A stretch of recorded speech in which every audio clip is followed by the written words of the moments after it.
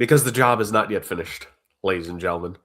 We began last week and we continue this week here on your favorite NFL podcast that has been sweeping the YouTube ranks for 170 plus episodes. Very soon, I don't know if it will. I mean, there will be some episodes here in the summer for fun, but we are going to flirt with 200 episodes crossed on this podcast lifespan. It's a heck of a lot more than what we thought. Myself enjoying the affair, the Iceman, and joining me on this episode in a very stylish, very nice looking kitchen right there. The cabinets looking shiny with the light. I love the microwave. The Podfather. Podfather, how we doing? This is just the reverse angle of the kitchen because normally I film from the other side where you have the blinds behind me, but I figured I'd let my dog eat over on that side in peace and undisturbed, and so I want to give you more of a tour of the Casa del Podfather, which is currently the Podfather's bachelor pad for the evening. So I'll be having a nice little brandy sifter and cigar in a little bit afterwards, anyways. So it'll be a nice time. Hopefully, I won't set up the smoke alarm. I don't think my daughter's asleep now, so we'll see what happens. I was going to say, well, considering some of the teams that we need to rate their free agency moves here, you might pull out the brandy a little bit early here. Oh boy! At least in your opinion. But ladies and gentlemen, if you joined us last week's episode, the return for this season, you of course would know that we are doing a two-parter for basically ranking how NFL teams did in free agency. It is a free agency tier list, so to speak, as per the show title. We went through the AFC last week. Yeah, it all checks out. We went through the AFC last week. This week we are going to continue in the NFC. We'll bring back the tier list in a little bit here, but like relatively distributed tier list we had last week, Podfather. A little bit relatively fine in the middle. We skewed more on the bottom part of the tier list than we did the top part. Yeah. I don't believe any transactions have happened that whelm me enough to change it. So I haven't seen anything in the last week that makes me think that we need to change it in the AFC. Nothing to my knowledge. I would say that if anything, the Raiders cemented themselves as the podium stealer and the trophy bearer of the AFC by signing Kirk Cousins as their probability backup to Fernando Mendoza if all goes well in spring and training camp. But yeah, I think that was a big win for them for sure. So I have no complaints about our list, and my thing is that I can't wait to induct more teams onto the table with P.F. Chang's and Mark Davis. It'll be a lot of fun today. We might even have to make a new tier once or twice, depending on some of these what some of these teams may have done in the past week. Yeah. So we will see how that goes, ladies and gentlemen. But we will bring out the tier list momentarily. Before we do that tier list, we have a little bit of a different tier, so to speak. How exactly does one change? Yes, everybody have fun tonight. Everybody Wang Chung tonight. What does that mean? How do you Wang Chung? It's one of many, many life mysteries that we have to solve, which will solve it. Well, after the 200th episode, it'll just be solving life mysteries. Like, how do you Wang Chung tonight? I think a lot of people, life mystery will be the fact of how did this podcast get anywhere near 200 episodes, ladies and gentlemen? Attrition, and honestly, boredom. Yeah, that's fair. And a pandemic, I guess. That worked too. Yeah, that definitely played a role. Yeah. It was the beginning. Mm-hmm. So, ladies and gentlemen, before we get to that tier list, we have a different level of tiers to give you. NFL, I'm calling it the tiers game this time rather than the levels game. As you can see at the bottom, we did a great keep five, cut five of the last 10 quarterbacks to go first overall. So now this one, I have NFL tiers projecting Fernando Mendoza. It's a tough one because Fernando Mendoza, in this quarterback class, he's the clear first guy coming out, right? Like he's the de facto number one overall pick. He's the de facto quarterback that's going to go first. And right. It has led other podcasts I've seen, whether it be like, their full segments or even just like some clips, like podcasts entertaining the idea of like, if, Fernando Mendoza had come out in the last couple of years, where would he rank amongst like the recent crop of QBs, right? You had Caleb Williams, Drake May, Jane Daniels, and co a couple of years ago. You had Cam Ward was the predominant one last year, right? Going first overall. Like, so it's interesting conversation. So what I wanted to do, Rick, is I compiled a four tiers of past number one overall pick quarterbacks. And I had like a specific way of like, now maybe you could say this is slightly skewed because this is how I view them. I don't think you'll disagree too much, at least with two of the tiers. Maybe you'll have some thoughts about one or two of them. But I looked at four semi-recent first overall pick quarterbacks, and I was like, okay, this is how I think, like if you compared the four of them, I think this is how they would go. And I have descriptors for each tier of what we can describe Fernando Mendoza potentially becoming. I will say there is no bust tier list because we want to be a little positive for the Raiders. It's still a possibility, but just for the sake of this, we're not including any busts. Well, maybe some people will call tier 4 want that, but I mean, no outright busts. No, he failed entirely. okay. So I got 4 names here for you, Rick. And basically, when you pass Mendoza, you believe that he could be a little bit better than this tier of quarterback. So Okay. that's going to be the idea for it. So Yep, I respect that. are you ready? Let's do it. All right. So tier 4, the lowest level of who he could potentially become in terms of like type of quarterback and type of career. A little bit of a blast from the past here, Rick. This guy was maybe like a name or two away from being on the list last week in the Keep 5 Cut 5. Sam Bradford as our tier 4. Oh, And the reason why he's tier 4 here, first, when I go to the next 3 names, you'll understand. But like the way I view Sam Bradford, I don't think it's fair to call him a bust. To me, a bust is Tim Couch, Jamarcus Russell, guys like that. yeah. Sam Bradford, did he live up to being the first overall pick? No.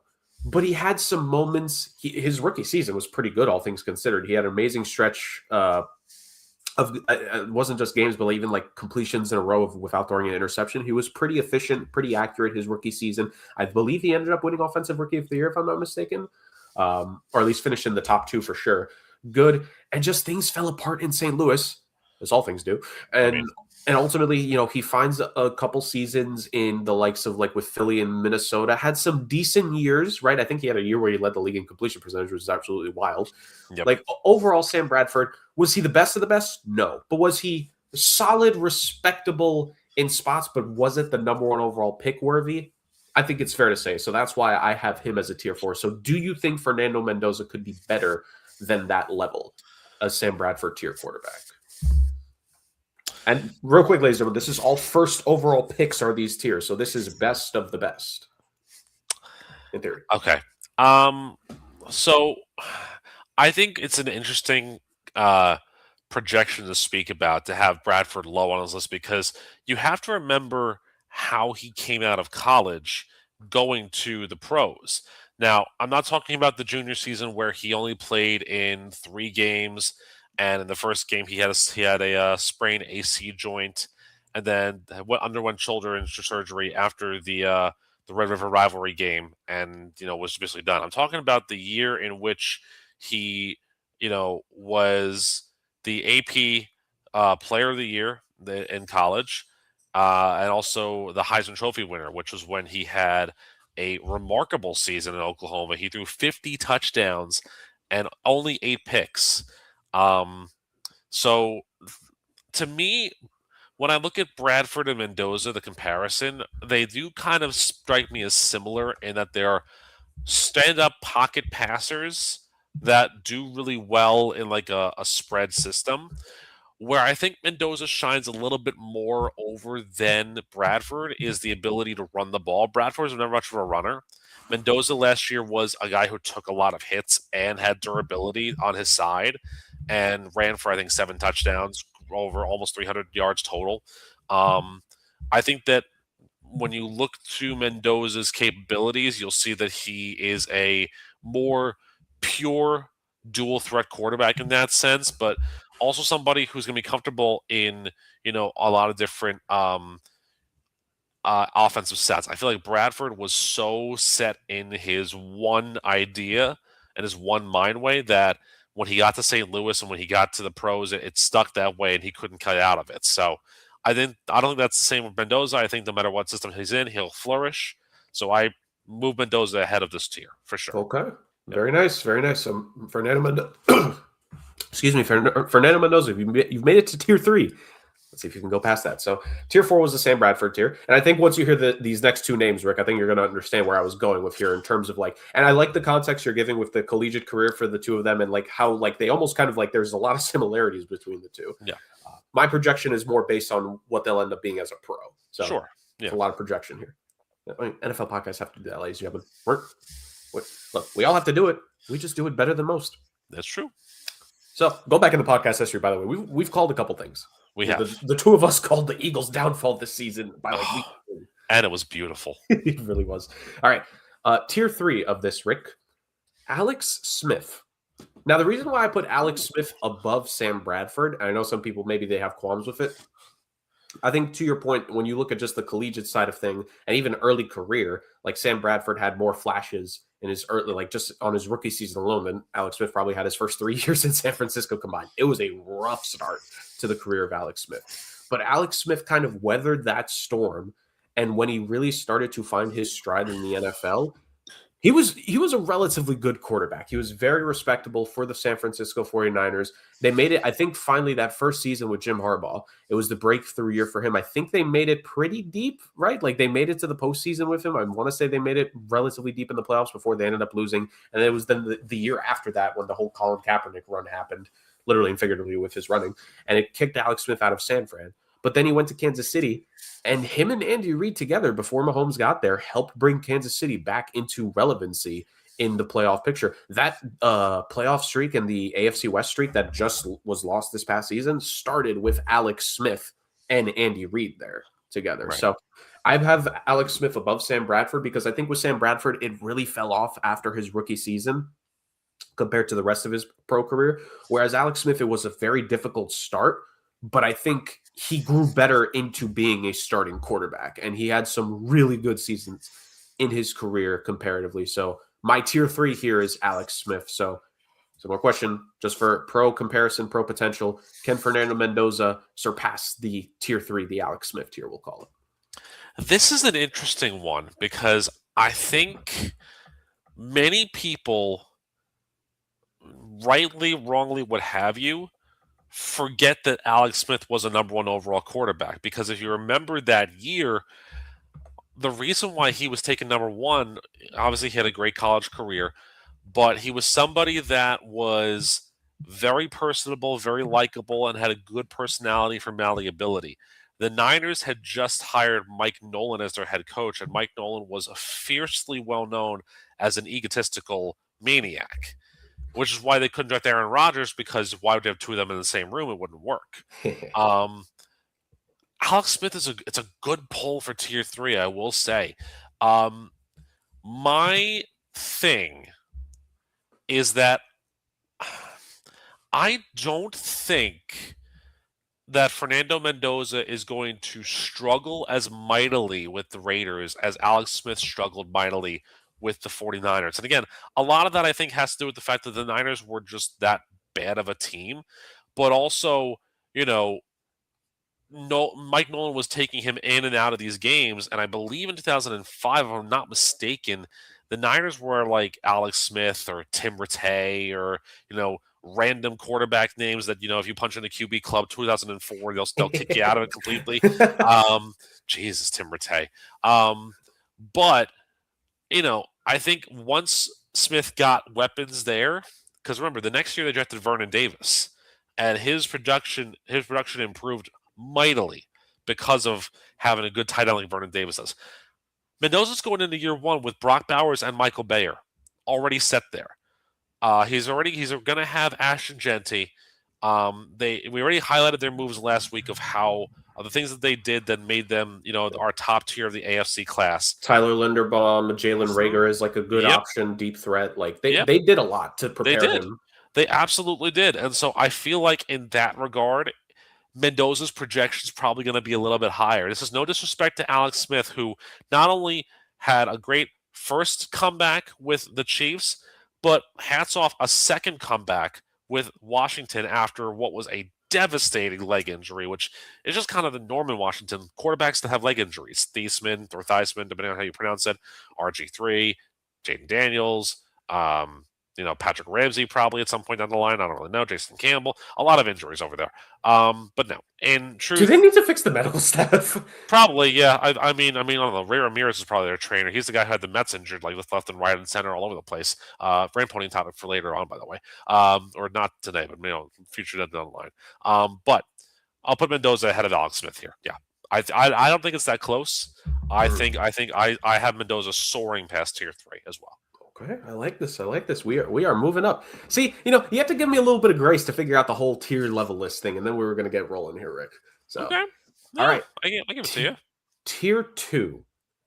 This is a name I think some people might forget about. This guy, he put up numbers. When I was actually stat comparing, it actually kind of surprised me. He put up a very significant number of career passing yards and touchdowns compared to Alex Smith, especially Bradford. But with Alex Smith, I was like, huh, really? Okay. This guy made a couple Pro Bowls, had some really effective, good seasons, made the postseason a good few times.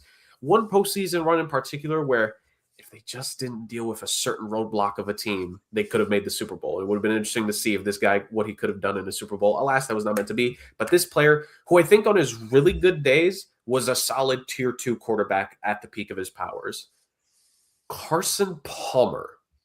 The guy who, it's interesting. You brought up Kirk Cousins before, Rick, and I agree with you that, even if we had waited to do this a week and we were doing the AFC this week rather than last week, I think we both still would have given the Raiders an A+, because to me, I actually have no issue if the Raiders bring Mendoza in, and even if they like a lot of what they see, if they think he just needs that little bit of time, Carson Palmer, in an era where that was a pretty continuous thing to do, was the poster child. I think he sat out basically his whole rookie season behind, was it John Kitna, or was it one of those other quarterbacks from that heyday? Oh, good Lord. Yeah, one of those, he sat behind one of those. It was Kitna. It was Kitna, yeah. So he sat behind John Kitna for a full season in Cincinnati, understood everything. I feel so bad for him. Took time. John Kitna. And then was a really good starter, had some really good seasons, great production in Cincy. Of course, an ugly end there, but that's what happens when Mike Brown doesn't want to pay people. This continuing 15 years later, so really it wasn't Carson Palmer's fault. And then a very brief stint, ironically, with the Raiders before he finished out with the Cardinals. And of course, the season I'm talking about, 2015, he was phenomenal. If it wasn't for Super Cam and that Carolina Panthers squad led by Luke Kuechly and Cam Newton and the likes, the Cardinals would have made it to the NFC, to the Super Bowl that year. Yeah, they made it to the NFC title game. So, with that being said, Rick, this is tier 2, Carson Palmer. Do you think Mendoza sits here, or can he go that one more tier up?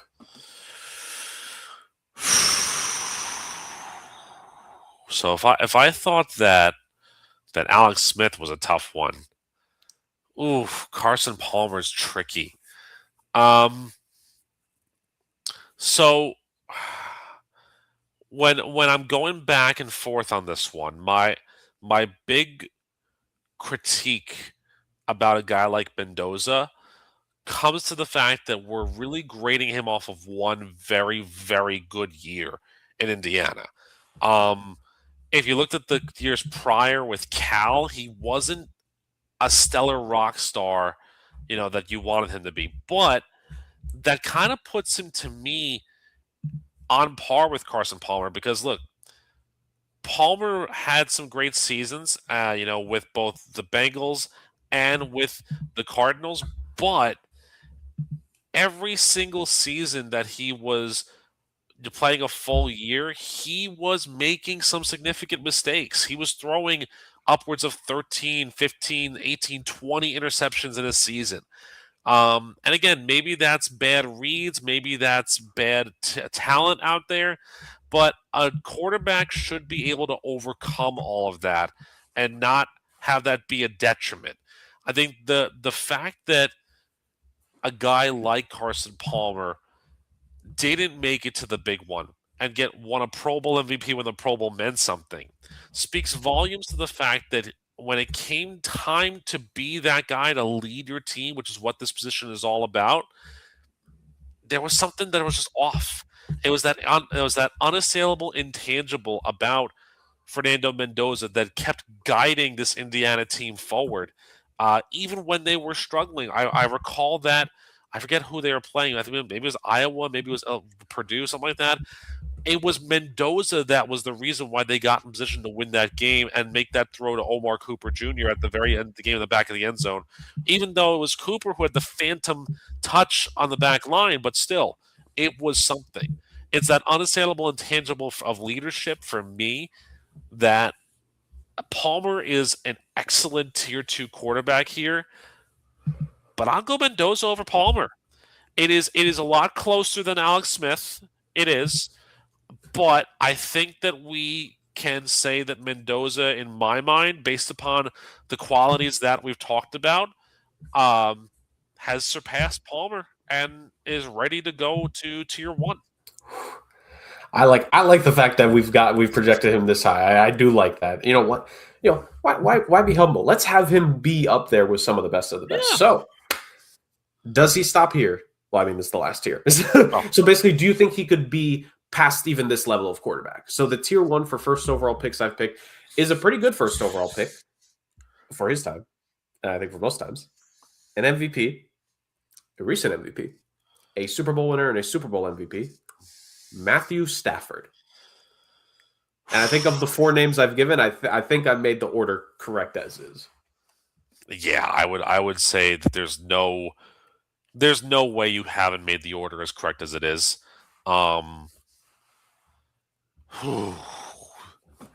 This is a tough one though too, because Stafford has kind of been all over the place in his career, where his best season yards wise was super early in his career, and yet you could argue that his best seasons in terms of everything else wise were the Super Bowl year and this past year when he was the MVP.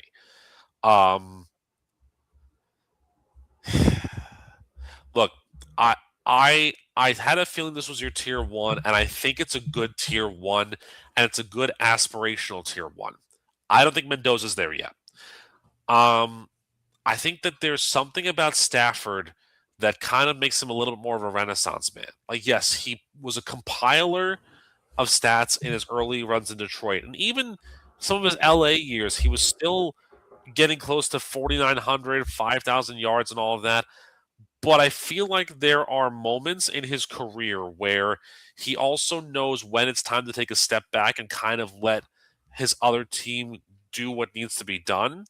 You know, it's a case where so this past year and his MVP season, he threw for 4,700 yards, 46 touchdowns, 8 picks. They were 12-5.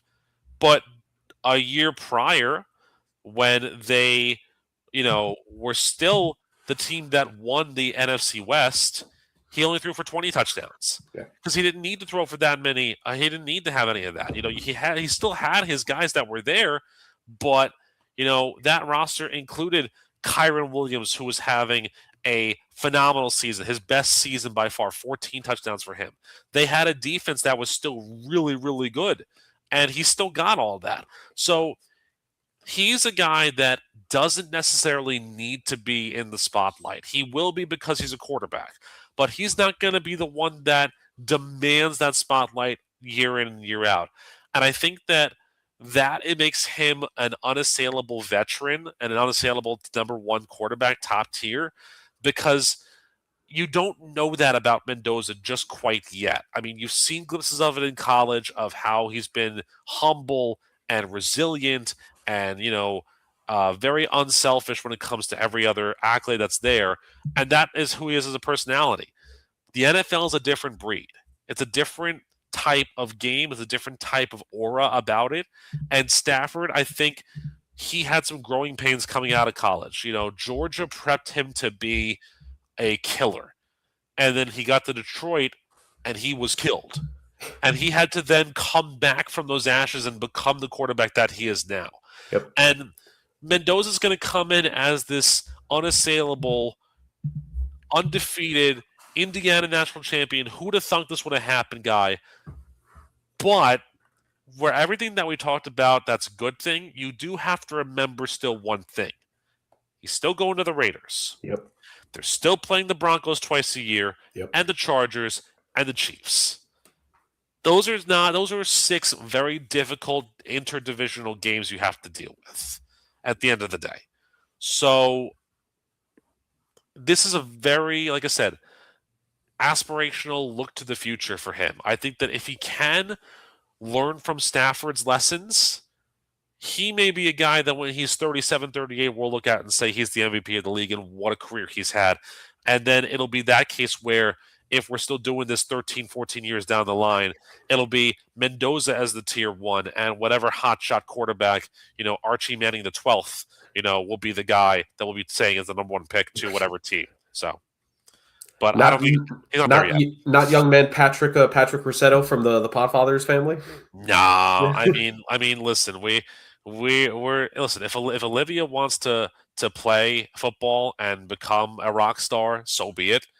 But even I know, as her father, who can't figure out how to throw a football properly, right-handed or left-handed, we ain't going number one overall. That ain't happening. Oh, well, there it is, ladies and gentlemen. Fernando Mendoza stopped at tier 1, but that's more than fair, honestly. Like when it comes to projecting a rookie quarterback, you can only go so high. I'm very happy with the fact we actually even got up to tier 1. That was great. It was Oh great. yeah, because I was gonna say the last time that we did a tier system like this, you were very angry about me and Justin because we stopped you at tier 2. Yes. It was yeah. Well, it went both ways. I think part of it was like I misjudged the tier ranking because I hadn't seen enough, and I think Oh well, yeah. you guys were just squarely focused on paper accomplishments and not like what a majority of these tiers that I see. It's like talent, intangibles, moments, things like that, and then like if you need to, parse hairs, that's when accomplishments come into play. Like Yeah, the well, first. I also wanted to give you a fair shake this time around because I know how hard you worked on that tier list, and I know that we kind of were very unfair to you about it. So Thank I you. didn't want to give you the fair shake of the doubt there. So Thank you. you're welcome. I already know if Justin was here, Justin would have probably stopped him at tier 4. So Oh yeah, contrarian he is. Justin's a closet Sam Bradford lover. That's what it is. What it is. Hey, you think Justin is asking Sam Bradford to be the Jets quarterback this season? Oh boy. Oh boy. Any quarterback named Sam, yes, come over here. Sam Ellinger, sure, come on over. Why not?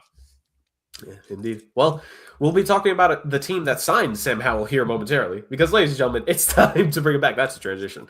Let's bring back this week's edition of the NFL free agency analysis and rankings. Of course, now on the NFC, as you can see, the tier list that you see in front of you, there are 8 tiers for you here. It is, of course, the free agency banner raiser, which is occupied currently by the Las Vegas Raiders, the great moves section, occupied by the Pittsburgh Steelers, the you improved section by the AFC champion New England Patriots, the you did things section by the Denver Broncos, LA Chargers, Cleveland Browns, and New York Jets, the did you even try section, where we very much judge you with the Cincinnati Bengals and the Houston Texans, the PF Chang's customers for life section, which of course, as we know, the Davis family and the Raiders, they're hosting the party. They decided to host it before they went over to have their banner raised in free agency, which is, of course, the Bills, the Colts, and the Chiefs. The Southern New York, New Jersey one, which I'll be surprised if we get a second team, but we do have the NFC South to look at. But it is the Tennessee Titans that occupy that because, I think between the coaching staff and the roster, 30% of the personnel used to be Jets or Giants. Yeah, it's pretty much all cast-offs from the New York, New Jersey region, basically. Yeah. It's so true. Yeah. And then the Dolphins and Friends region, which is the Miami Dolphins and their 2 closest friends in this one, the Baltimore Ravens and the Jacksonville Jaguars, and potentially to be joined by teams here coming up. So we'll take the NFC and fit them in this tier list. We only have so much space to work with, so we're really going to try to make everything fit in just these 8 tiers. We might have to rename one if we need to, but that'll be that. So we'll see. Rick, let's get it going. Let's start with the NFC East here. I believe we started with the AFC East in the last one. So yes, well, because the Dolphins were first, so yes, we did. Yes, yeah, naturally. So let's start with the NFC East here. Podfather, your favorite team, of course, because you always mention them in the podium every single season. A ranking podium, mind you, ladies and gentlemen. The Dallas Cowboys. Ah, yes. This is the definition of a team where when you consider it, when you think about it, the heavy contracts they have, the things that they had to do last season, trading Micah Parsons and what they did at the, in season with adding a Quinn and Williams.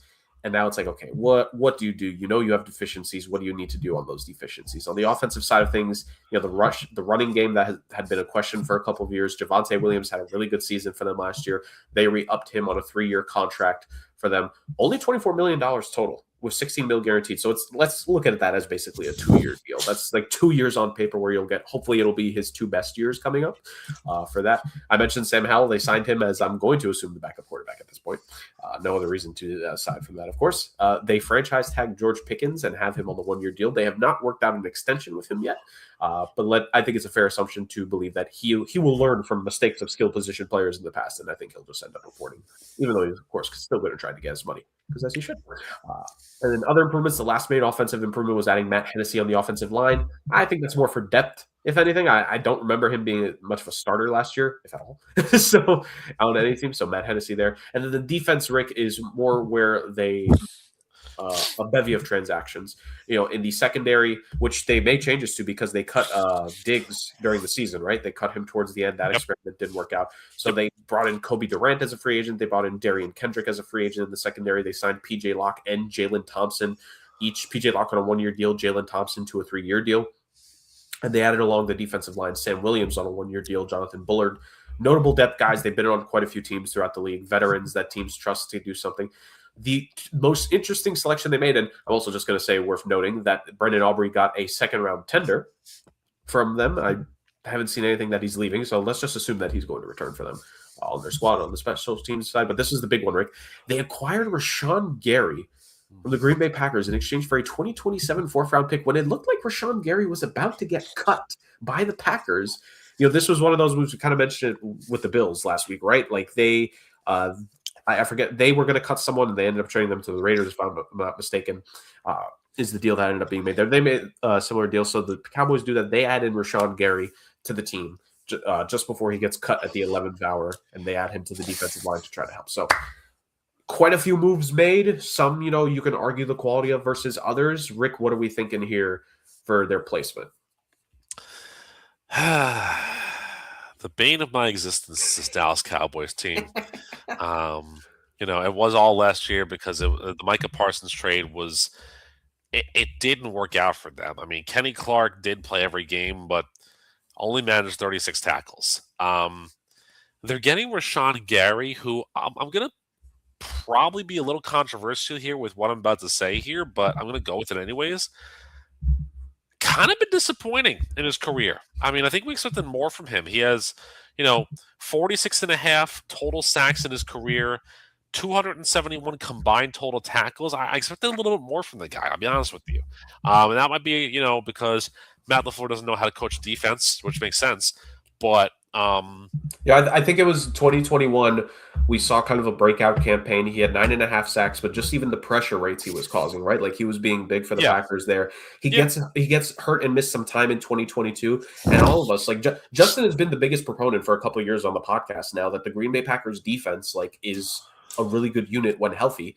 And Rashawn Gary, for the most part, was actually playing games. Like he played 16 games last year, 17 even the two previous after that injury, 2022. So he was out there. He wasn't missing time. He had good seasons, 9 and 7.5 sacks. It's like he never lived up to the contract they ended up signing him to. That's what I'm saying, though. Is like he had good seasons, nothing that you write home about, nothing great, not the good seasons.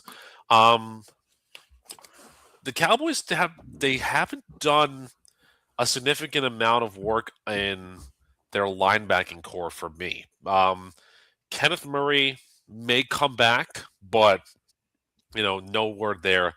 Jack Sanborn is gone, and the Cowboys burned Logan Wilson so badly that he retired from the league. Yeah. I mean, that's pretty rough to think about, and that's only, like I said, the linebackers. Obviously they're.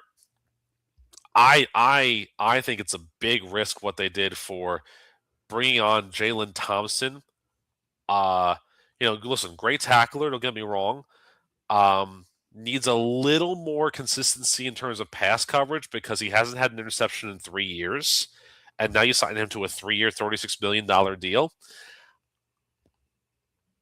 Can I be generous and say the Cowboys did things? Sure, but I mean, this is the Cowboys we're talking about here. I was going to say my initial thought for you, I thought you were going to put them in the "did you even try" category. That's where I'm thinking of putting them too. I'll be honest with you, because I mean, again, I don't want to glorify what they did too much, but I also don't want them to stink up the PF Changs. So I'm going to stick them with their Texas brethren and Cincinnati in that middle tier. Did they even try? Because they made some moves, but it's just like, but what's the end goal here? How are the moves that you made going to affect or improve upon a checks notes 7-9-1 season from last year? Yeah, I don't know. I don't think any of those moves are really outstanding there. Now, again, this is free agency. They've got 2 first-round picks, so maybe they do something big in the draft. But this is the Cowboys we're talking about, so probably not. But Yeah. No, I'm with you. I'm because this is honestly, like, if we did this last year, I think we would be putting them in the same kind of category of the "did you even try," or we would have made a tier called Jerry Jones slept at free agency. Because remember, at the start of free agency, a lot of Cowboys fans were extremely critical of the fact that they just weren't doing anything. And a similar thing here, and it's like you said, I don't want to glorify what they did. Like, franchise tagging George Pickens, they'll eventually work out a deal with him. That was the right call to make.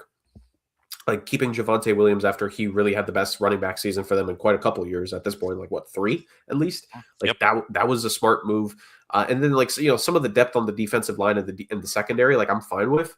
But like to your point, like the biggest moves were franchise tagging George Pickens, who we already know had a great season for you, and now you're going to hope that everyone else stays healthy, and Right. then getting in Rashawn Gary, that like you said, Rick, like just never lived up to like the high expectations that ultimately came to him in Green Bay. And look, if he ends up being a fine defensive player, totally okay. Here's the thing: you still traded Micah Parsons, and that is still going to be the bane of your existence throughout the whole rest of his time in Green Bay and for the next 4 to 5 years for you as a team. Like you traded away one of the top 3 to 5 defensive players in the league. Yep. And you're kind of going by committee to fill in that like gap left by him. And like, you Quinnen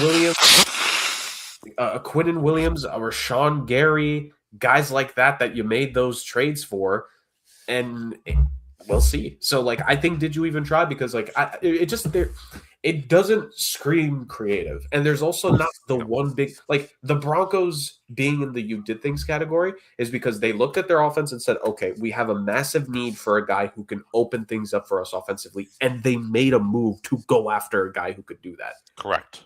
Like they are up there because they made the move to actually really fix something. The Cowboys are just like, yeah, okay, here. That's it. Like nothing special, nothing big there. Right. The Chargers too, just to add more to your point, same sort of thing. They made a lot of moves, but they made also significant moves for their offensive line for Blayadaz they signed, and their running game, Keaton Mitchell could be a stud for them in the backfield. So that makes sense too. Again, the Cowboys, you make moves, that's great, but nothing really sings, nothing really does anything for me. It's not likely that I will properly, grade them further, but it is likely that they'll be back in the rank podium in the 2026 NFL season because, it was a great bit. Why not keep it going? Indeed. Well, speaking of rant podium, a team that wants to be loved in the Podfather household by the Podwife, but I'm sure they've made it difficult for her several times the last couple of years, the New York Football Giants are the next team here. And boy, oh boy, they're going to hope that they could really make something here with Jackson Dart entering his second year. It's going to be his first full-time year as a starter, we believe. Cam Scatabo, when he is not running headfirst into brick walls, literally and figuratively. And coming to the helm, John Harbaugh. And the free agency signings really reflect that this was a John Harbaugh-led team, to say the very least. They bring in Patrick Ricard. Oh, what a surprise. They ended up getting him in the fold as their fullback. They added a couple wide receivers. No one necessarily of the highest caliber. Like, they did bring in Darnell Mooney on a nice one-year deal. He could be as a support piece there. Probably somewhat to make up for the loss of one of their guys in free agency, right? The Titans ended up took Wan'Dale Robinson away. Yep. So they're hoping that Darnell Mooney could kind of be that, support piece in the offense for them. Gunnar Olszewski was brought in, probably more of a special teams thing. Calvin Austin III and Isaiah Hodgins were re-signed. Maybe one of those guys hopefully makes an impact on the return side.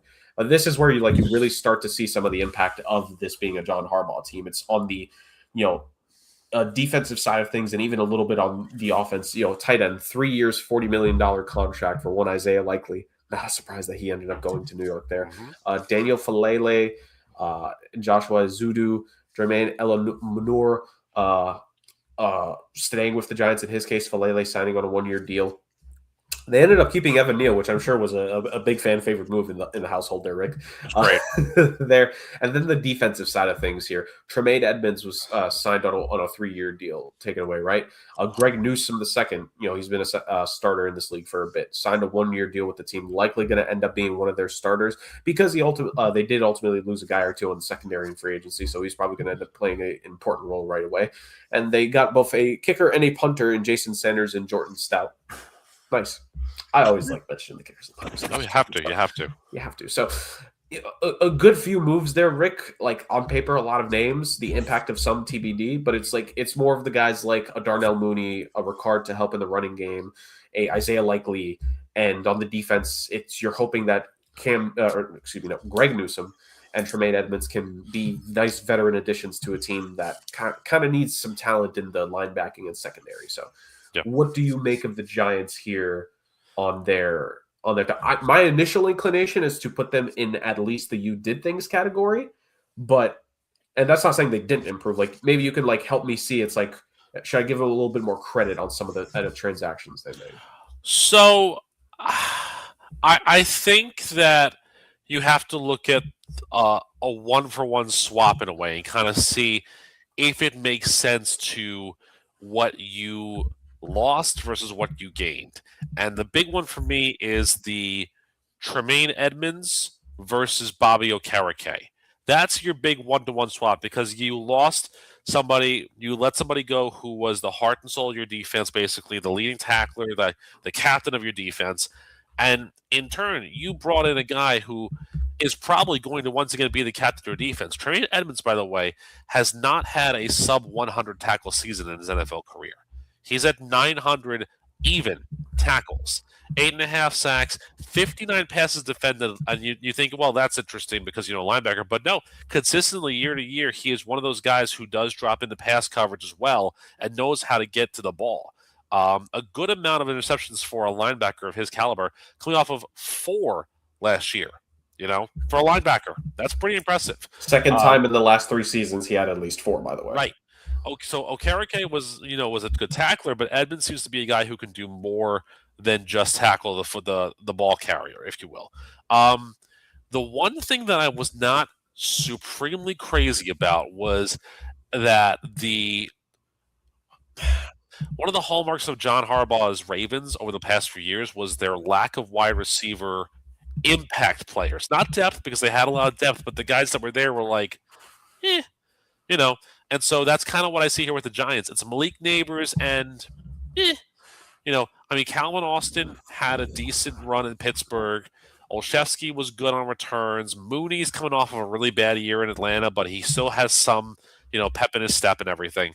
So if the goal here is the Giants are looking to shore up that section with drafting a Carnell Tate or Jordan Tyson at number 5 instead of the projected possibility of going for Sonny Styles or Caleb Downs, then I can see why you wouldn't go in that direction if you were, the Giants and were John Harbaugh. But if you are going to be signing a guy like a Styles or a guy like a Caleb Downs to help out the secondary, then what was the plan? Did you just swing and miss on wide receivers there for me? I think that's a big deduction from my side, is that as good as they got on other parts of the game, and you swap Bellinger for Likely, fantastic. You got rid of some guys on the offensive line, and you signed some other players or re-signed some other players. Fine, good and dandy. Secondary, Newsome is going to be a good player. So is Pinnock in Washington. You lose Flott and Belton, but again, you can kind of interchange those pieces there. For me, it's the wide receiver room that really speaks to my volume. So if they don't draft a guy top 5 and they go linebacker or safety, then what was the crux of why you weren't able to get a receiver there? For me, and this is going to be really, really interesting because normally you put them above the team they're going to be joining and sharing a line with here. Mm-hmm. I put the Giants in you improve with the Patriots. Okay.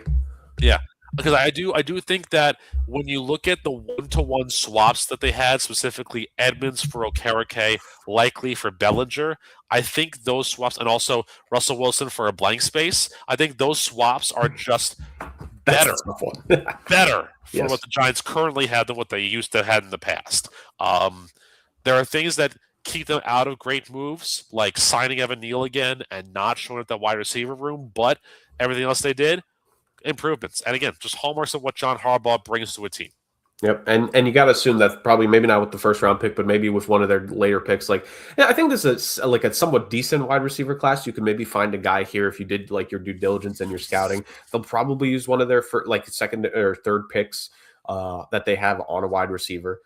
And then just go from there. No, I'm with you. I think they did. I think they legitimately did make some improvements. I think they're trying to shape themselves out to be a team in John Harbaugh's image, and I think they deserve a little bit of grace. It takes more than one season for a team to be fit around a guy in his culture and the things that he wants to do. So I think they're making steps in the right direction. Like they couldn't have gotten that much worse than last year. It's literally impossible.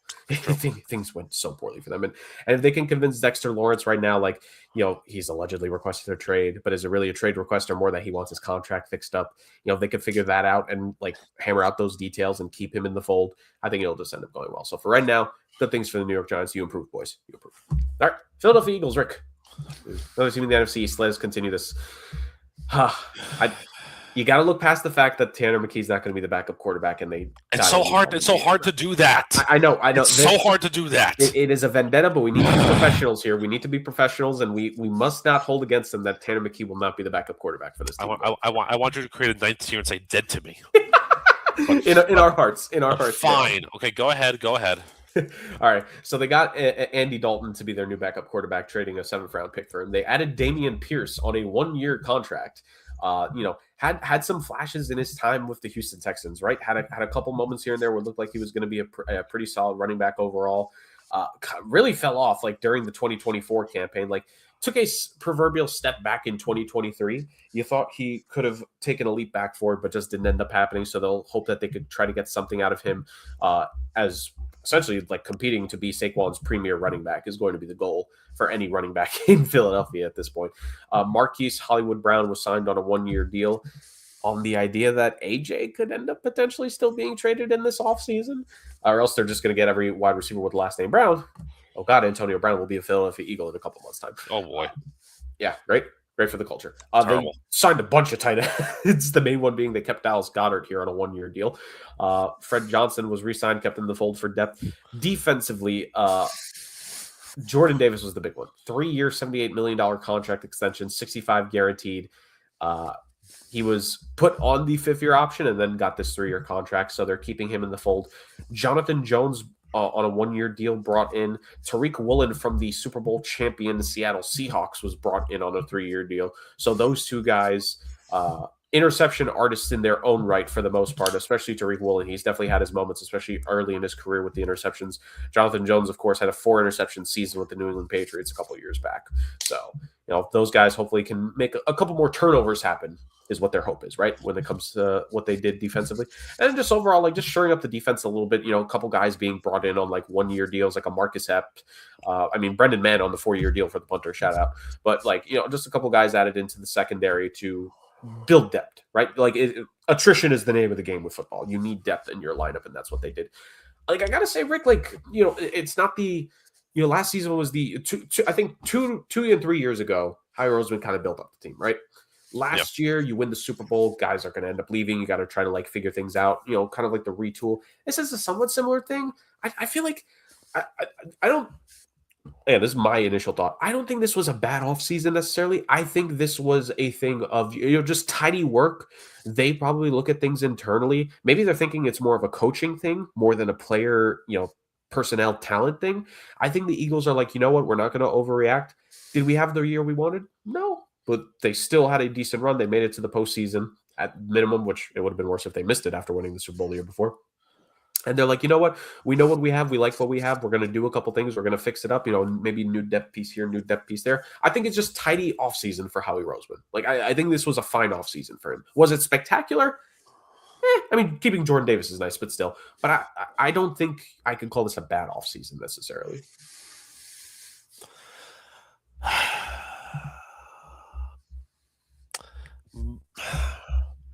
My thing is that the Eagles are so hard to read because year in and year out, it sounds like there's a new thing that they open with and struggle with. This year it was what was the offense? It was the case where if it wasn't Saquon running the ball effectively, it was Jalen Hurts throwing the ball or not throwing the ball to certain guys, relying on Goddard, which is a good thing to do. And anyways, relying on Dallas Goedert, who's had a remarkable career. I took a look at their depth chart though, and you know what I noticed on their front line of defense? They currently only have one defensive edge listed. They have Joe Tryon-Shoyinka as an outside linebacker, which is kind of the Trey Hendrickson of it all, if you will, from the Ravens, right? So are they going to just run Jordan Davis and Jalen Carter and nobody else on the front line? Or, they're going to have they're going to try and make Moro Ojomo at the end, which he's never been. They're all D tackles. They're all run stuffers. They're all hog mollies on the front. There's nothing that's there that speaks to changing up the guard or anything. Adding Reek Woolen is good. Adding, those other corners are good. Marcus Epps, I guess, could be a good enough player. But the thing is that, it doesn't replace Reed Blankenship, who's gone, right?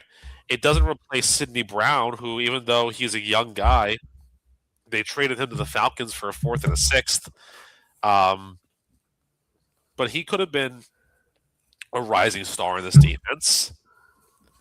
To me, they made some moves that make sense for what they're trying to do, but again, if you look through the roster, you could find holes to nitpick as to what they didn't do or where they could have improved their team a little bit better here and there.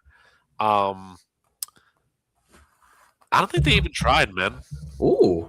I don't think they even tried. Because again, for a team that's trying to find offensive weaponry, and yes, they still have A.J. Brown if he's going to be happy, and Devontae Smith is still there, but Mark Hollywood Brown as your third option now? Really? And a lot of the talk going into this year's draft was that the Eagles were going to draft a tight end to replace Dallas Goedert, but they added like 60 other tight ends to the roster. They really did. So what are we doing here? And if I recall, none of them are from Georgia. You're right. Yeah, the whole game plan here is to get guys from Georgia, and the Dameon Pierce signing to me doesn't make a lot of sense because they have Tank Bigsby still. And Will Shipley. Right. So now you're just adding a fourth name into a crowded running back room. It makes no sense. I think they just they picked names out of a hat, essentially. I don't think Philadelphia even tried for my money. Okay. Now, ladies and gentlemen, you might think because I gave them a little bit more credit, we're going to argue this. But here's the fun part. This is where the chaos part of the podcast comes into play.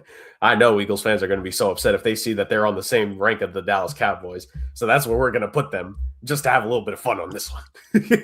That's where we're going to put them on this one just because it'll piss off both fan bases. They're next to each other. And listen to me. If you come at me, Philadelphia fans, and say this is a problem, I'm going to tell you, you're lucky you're not in the bottom tier for what you did to my boy Tanner McKee.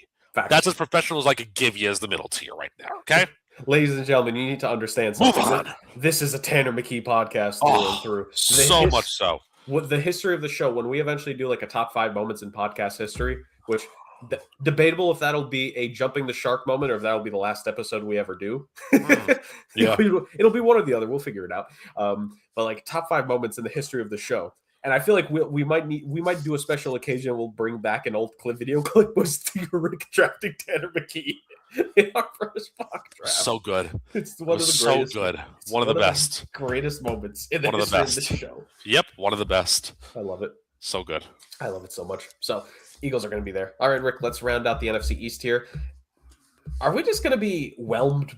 Are we going to compliment the Giants and be whelmed by the rest of the division here? You tell me on this one, Rick.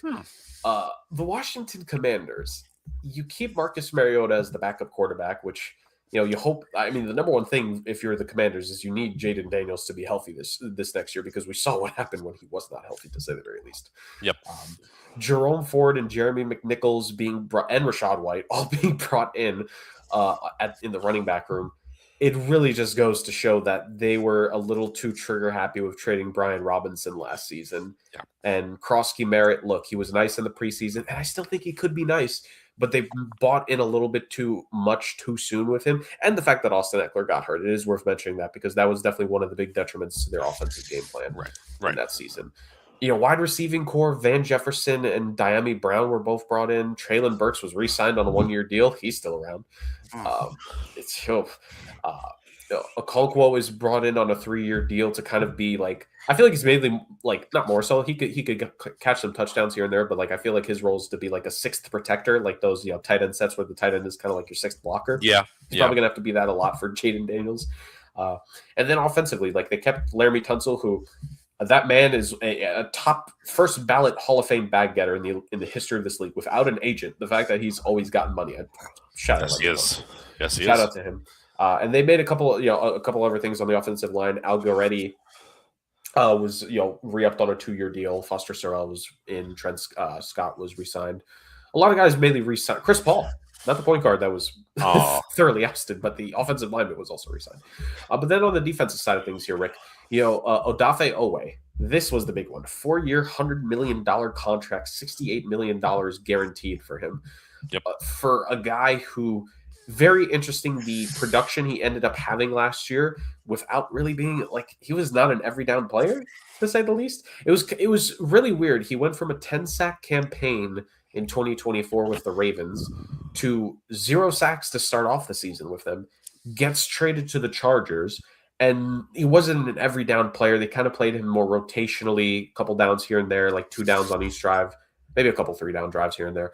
But Yep. ultimately, produced 7.5 sacks. Like his last 2 seasons, he's actually produced statistics wise. It's just kind of weird when you start to break down the statistics and like how he Yeah. got sacks and things like that. But they gave him the contract. They made him the winner.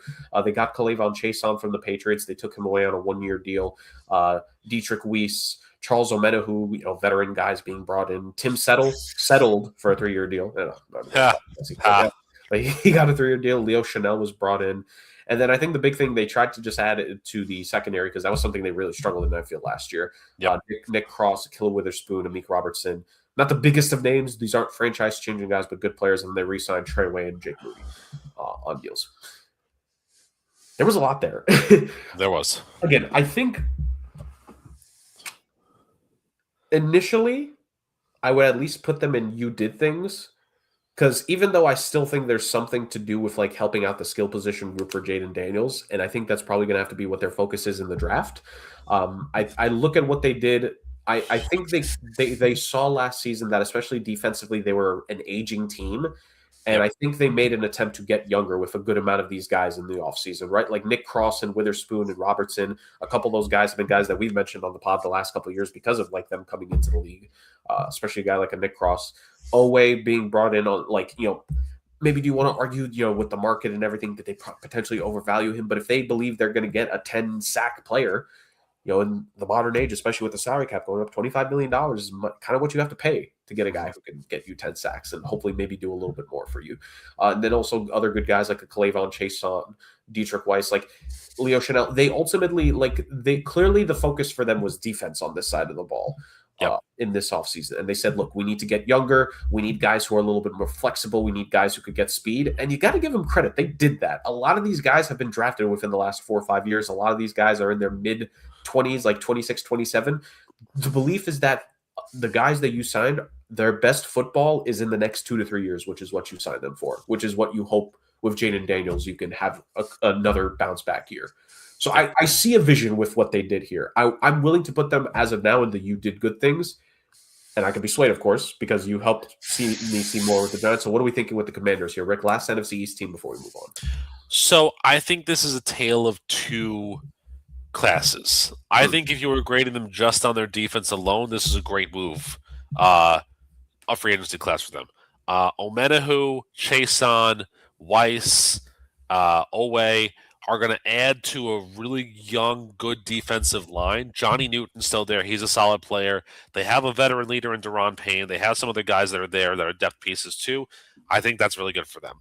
Leo Chanel, excellent linebacker for them to pick up. Really is going to help out that group. Luvu's still there, along with Jordan McGee. And then that's back. Nick Cross has averaged about 130 tackles over the last 2 seasons. 140 last 2 years ago, 120 last year. So he's a very solid safety that will help out guys like Tyler Owens and Jeremy Reeves. Their corners on the outside, they added more depth with guys like Quantress Knight and Alec Robinson. So fine. Defense, I think they really knocked it out of the park. Offense, though. It's not as bad as you make it sound. And I mean, it does sound still bad. I like the idea of getting more running backs into the room to kind of figure out, who you're going to have as your bell cow back. Because you're right. It wasn't Bill. That's his nickname, Bill, for some reason. And it has never been McNichols. McNichols has never been a 4-down back or even a 3-down back.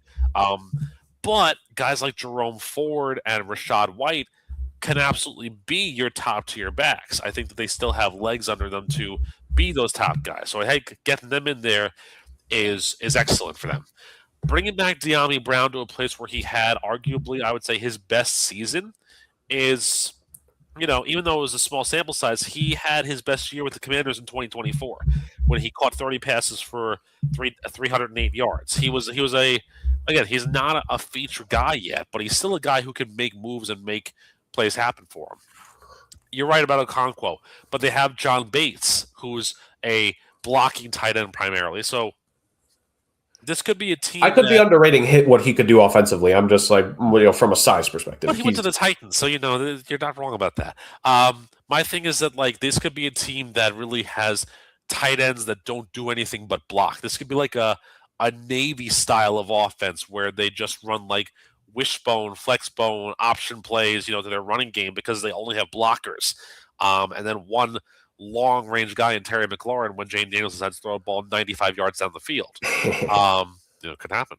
Also, don't forget they have a brand new offensive coordinator in our favorite third string former Lions quarterback David Blau is now getting a chance to be the OC. shout out. Shout out, exactly. And for that alone, their banner racer. No, I'm kidding. I put them in you did things because again, the defense says to me you improved. The offense says did you even try? And we meet in the middle of the average. They did things. Yeah, and I think it's fair. If they had been able to get that like one transaction in on the offensive side, even just a little bit of like that dynamic ability, I think we would comfortably put them in the you improved section. Yeah, and maybe towards the end we could like make the argument. We can reassess this one last time as we get to the end here. But like I think that's a fair thing. It's like on the defensive side of things, fantastic. They got younger. They made improvement. Like taking Leo Chanel right from the Chiefs. That's another reason why they're the PF Chang's buffet because exactly. How dare you, Kansas City? But like no, just overall like great on the defense. Like and for Dan Quinn as the head coach, right? Like you're giving him young pieces to work with there. I think there's some good. But the offense, like this is a team like. Look, we're doing a mock draft here in a little bit in the next episode or two. Don't be surprised if whoever has the Commanders ends up using that pick on the offensive skill position. And when we know who it is, but you don't know who it is, but we know who it is. Exactly, ladies and gentlemen. So that was the NFC East. Pretty decent. Like none of them in the bottom 3 tier. We'll see if anyone is going to join them here soon enough. But I mean, better on average than the AFC so far. I'd say so. Let's go to the Chicago Bears as the next team here, Rick. Case Keenum on a 1-year deal. That was the big one. No, I'm kidding. Re-signed not a 1-year deal, actually, 2-year deal. I got to make sure that people are paying attention here. Oh yeah, 2-year deal, re-signed to be the backup quarterback. Khalif Raymond brought in on a 1-year deal with wide receivers, and a couple offensive linemen re-signed, McFadden, Braxton Jones. They had a tough blow early in the offseason when their center from last season, who I believe he made a Pro Bowl if I'm not mistaken, ended up retiring early, but they were able to trade for Garrett Bradbury and only gave up a 5th-round pick. He's been a starter in this league. He was on the team that just made the Super Bowl last year in the Patriots. He was on the Vikings before, so he's familiar with that division. Yep. I think for losing a Pro Bowl caliber center to early retirement, fantastic way to make up for it by bringing in a guy who's had a good amount of starts and decent success in this league in Bradbury. Rick, I think it's more the defense that they're going to try to like hang their hat on just in terms of like a couple more notable guys that they ended up signing here. Again, on the front 4, James Lynch, Neville Gallimore, guys like that were mainly just brought in to like, help out a bit with, rushing the passer, some depth here and there. Some of them will be rotational. Linebacking core, DeMarco Jackson was re-signed on a 2-year deal for them. They're hoping that he can maybe have like a pretty good year next year. Devin Bush, who harken back to his rookie season, Rick, when everything was going great, when he was like calling plays before they were happening on the field, he was dynamite for the Steelers early. Then he kind of lost his way. Then he was getting a little bit hurt, went to Seattle for a year. I know he was on the Browns last year. I forget if he was also there in 2024. I think he was. I think he started in Cleveland. He was there. And a fantastic season last year. Had a couple sacks, a couple interceptions. He looked more like the young Devin Bush that we all knew from his early years in the NFL. And now he's signed on a nice 3-year deal, $30 million with the Bears. And then a couple secondary guys, Jalen Jones re-signed, Elijah Hicks re-signed, but Kobe Bryant from the Seattle Seahawks was brought in on a 3-year, $40 million deal. Yep.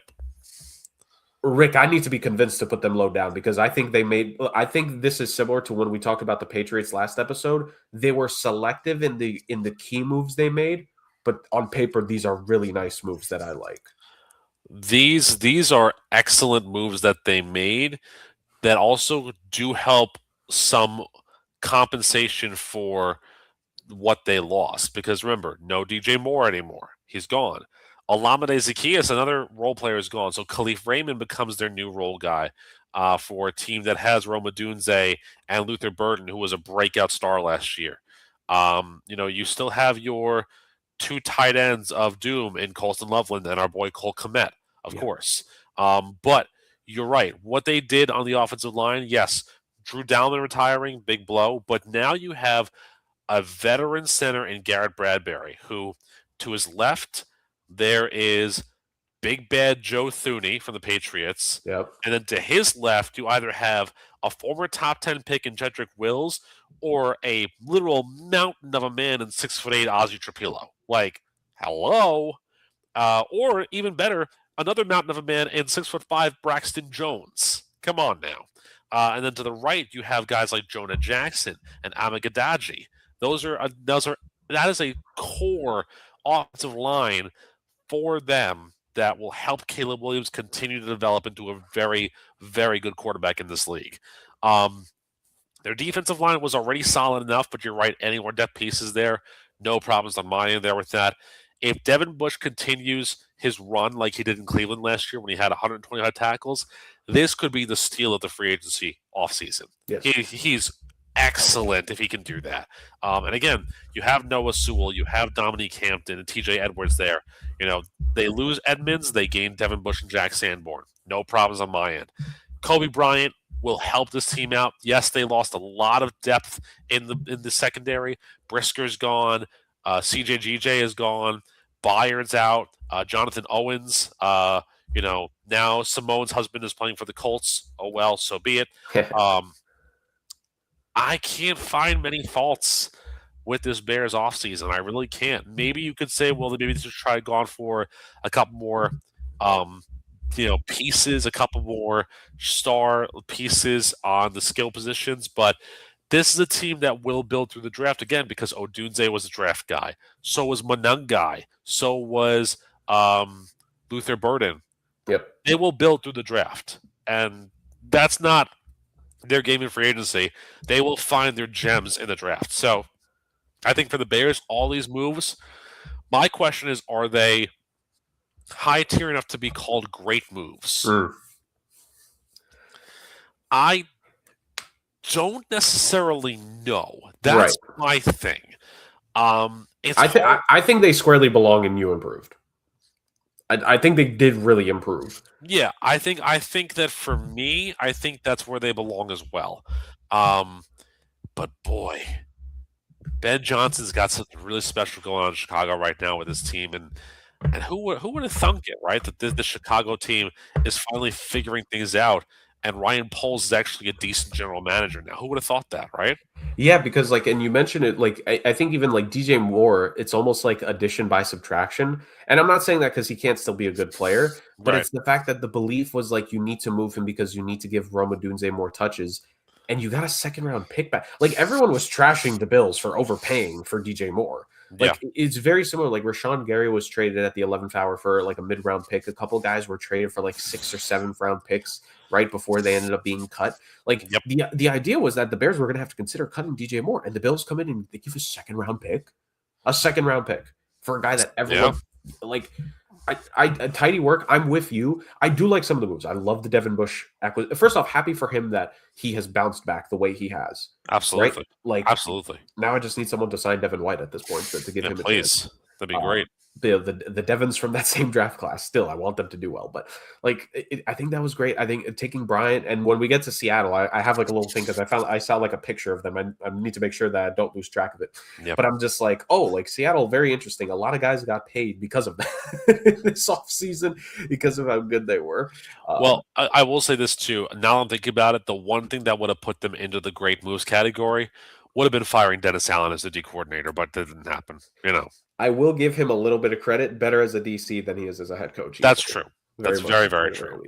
Now, if they somehow start winning Super Bowls here and he has a Steve Spagnuolo type of resurgence, I might have to reassess. That's going to be fun. I take back none of what I said about him as a head coach. Everything I said about him was I regret nothing. I regret nothing. All right. Anyways, good stuff though by the Chicago Bears. Yeah. 2 really good off seasons in a row by them. Yeah, absolutely. Chicago sports is turning up. All I need is the Blackhawks to do. Chicago sports in Hammond, Indiana soon, right? Yeah, clearly. I forgot about that. Yeah. If they were renovating Soldier Field, honestly, we would put them in great moves. Absolutely, 100%. Instead, they're moving states. The Chicago Bears of Indiana, the LA Angels of Anaheim. Yeah, okay, sure. Yeah, has a ring to it. It does, doesn't it? In the way that the Angels have none right now. In the way that a Ring doorbell camera has a ring to it. Exactly. All right, Detroit Lions. Oh, boy. Rick, I got to be honest with you. I'm looking at this list. I need you to talk me into this. Like, Teddy Bridgewater's the backup quarterback. We know that they ended up trading. We talked about it last week. David Montgomery over to the Houston Texans, and they got Juice Scruggs back in the deal, so he's going to help on the offensive line side of things. Cade Mays was signed on a 3-year deal to be their center, I believe, because they had the situation last year with one of their guys retiring. He's listed as guard. The list I'm looking at is saying he could be the center. So well, yeah, what was that? Ragnow retired, I think, right? Yes, and there was the rumor that he could have potentially came back mid-season, but of course we know that ended up not happening. Correct. And so Larry Borum signed with the team, so him and Mays coming from the exterior to help beef up things. Right now on the depth chart, Borum looks to be the left tackle. Mays is the center, with Penei Sewell being the right tackle. So, a little bit on the offensive line. I do got to give him some credit. They did need help there. Tyler Conklin brought in to be a backup tight end. I think Justin can speak as, you a former Jets fan, but Tyler Conklin is a good backup tight end overall, and he helps. The bulk of the receiving is going to go to Sam Laporta on that position of things. And then you look at the defensive side of things, DJ Woonham, Damon Clark, Malcolm Rodriguez, various guys being signed or re-signed, re-signing Rock Ya-Sin, re-signing Avonte Maddox, and getting Chuck Clark into the fold on a 1-year deal, as well as Christian Eason, both guys coming in from the outside, going to be starting / contributing in the secondary. This is the kind of thing where it's like, I don't know if it's me being too harsh. And again, it's not like you don't need to just make flashy moves. You don't win free agency with just flashy moves on paper. If anything, history has shown that you can sometimes lose it like that. So, my thing with the Lions is not that they didn't make any flashy moves. It's just I don't know if it's because last year so many things went wrong for them. Yep. And maybe this is just a thing of looking at it and be like, okay, they're adding guys, they're adding depth along the defensive line, they're adding depth in the secondary, or bringing guys back that were at least fine and good enough. They're bringing in Roger McCreary from the outside of things, right? And now Mays, Borum, and Scruggs. That's going to be 3 new offensive linemen starting for you. I don't know, maybe when I look at it, I'm starting to like it a little bit more than I did officially. I was going to be really low on this at first. I will firmly admit that, but maybe I'm starting to be swayed a little bit here. What do you make of this offseason for Detroit, and what last year was just completely undone by a combination of injuries and just inopportune poor play for them? So you're being swayed to what, though? More middle of the tier. Here's the thing. We haven't seen anyone on the NFC yet that should be in the Dolphins and Friends Co. I don't think this is that bad. I just don't. Okay. Because here's the thing. You're bringing in 3 offensive linemen. You understood you had a problem, and you're trying to fix it, and you're bringing in Cade Mays was a starter for Carolina last year. Borum was a starter last year. You're bringing in new offensive linemen to fix things because the offensive line was a problem, right? Ragnow retired, Decker left. You're bringing in guys, and I guess from the perspective that secondary and defensive line, you've struggled with injuries at those positions. You're keeping guys that you were able to contribute at least a little bit. You're bringing in new guys for depth. Again, attrition is the thing. Look, I'm not saying this was great. Do we need to add a 9th tier actually? No, I mean, I think if we add a 9th tier, then we're going to open up a portal to the underworld. And that's not going to be good for anybody here. Yeah. Okay. So I could be swayed. So sway me. Do you think they should be at the bottom of this? Well, I mean, I do understand the idea about the offensive line adding those pieces that are there, and that's all well and good and whatnot. But okay. So the identity of this team that was Sonic and Knuckles, yep, is been replaced by Sonic and Isaiah Pacheco. Yeah, that's the biggest detriment, if anything. Okay, and to me, none of the moves that they made in the skill positions really enhance those groups any further. Listen, they have a top 5 wide receiver in Amon-Ra St. Brown and a top 15 wide receiver in Jameson Williams. We know those guys are good. But none of the depth guys that are there, Tesla was a flash in the pan maybe towards the end of the year. And Dortch is just basically a different, style of Khalif Raymond. It's the same sort of thing. Laporta had a really tough sophomore year last year, and I felt very bad about that. but Ty Conklin's not going to help them. It's not going to really do anything. And yes, you added those guys for Mays and Scruggs and Borum for depth, but they're not needle movers. And this is the thing with Detroit is that if I look at the rest of their division and, what has happened, like, okay, so maybe they're the second best of their division when it comes to free agency. But the problem is that the Bears are just so much better. Right. The Bears have made moves that have basically sent them rocketing past the Lions, who at one point were on the doorstep of an unfathomable Super Bowl run. Are you going to tell me that Cade Mays and Drew Scruggs are going to lead this team to a Super Bowl? Probably not. But I will say, I know we haven't gone through the rest of the division yet. It'll be pretty damning to the rest of the division if this is somehow the second best that the team did. I mean, okay, quantity over quality. Quantity-wise, this is the second best, I think. Right. Quality, we'll talk about the Packers and the Vikings in just a little bit. To me, I think the expectations for the Lions have been so heightened over the last few years, and this is just to be such an underwhelming free agency class that I was initially going to put them in the Dolphins and Friends for my money. But I can't because I guess you're right. There's probably worse teams that are off from there. But I'm so disappointed with them. Okay. But I can't put them in Southern New York, New Jersey because the joke gets ruined then by that point. So the only thing that I can do, so we really boxed ourselves in. The only thing that I can do is put Dan Campbell next to Andy Reid and hope that they have student knees on the PF Chang's menu and call it a day. That's the only thing I can do at this point. So. Yeah. We have such a bulky middle of this tier list. We really do. We truly do. We need some teams to either be really bad here or really good. Well, I think we're going to get really bad in just a few moments. All right, let's move on to the Green Bay Packers here. Boo! I was going to say, in terms of quantity, I think they have the least amount of signings and things that they did. And of course, ladies and gentlemen, we're basing this off the official website that we're basing it off. If some smaller moves were made, cool. Highly doubt any of those would have swayed our thinking. Truth be told, let's just clarify that. But Green Bay Packers, Sky Moore was signed on a 1-year deal. Man, I really had a lot of hopes for him coming out of college. Yeah. I had so many hopes. Hey, maybe he fills in for the Romeo Doubs role of having 4 to 5 good games, and then he'll be signed on a 4-year deal in 2 years' time by another team. Who knows? But Sky Moore was signed. Sean Runyon was re-signed on a 3-year deal, I should say. 3 years, $33 million, up to $39 million through incentives and stuff. Javon Hargrave being brought in on a 2-year, $23 million deal. That dude is just a mercenary at this point of his career. Just gets brought in at 1 or 2 year deals to help, kind of shore up things in the interior of a defensive line. More so I guess last year when the sack production wasn't there. The sack production wasn't there in his last year in San Francisco either. The sack production's kind of fallen off since his Philly days, but maybe it's just more so his presence. He could get to the quarterback here and there and maybe help a little bit in the rushing attack. And then Zaire Franklin was acquired in a trade for Colby Wooden. I got to tell you, Rick, I know a couple Colts fans. They do not miss Zaire Franklin on their team. Yeah. I think that says a lot. And then Benjamin St. Justy was brought in on a 2-year, $10 million deal. For this team, taking him over from the Chargers, who he played for last season. And now he is going to Green Bay. Nice little 2-year deal.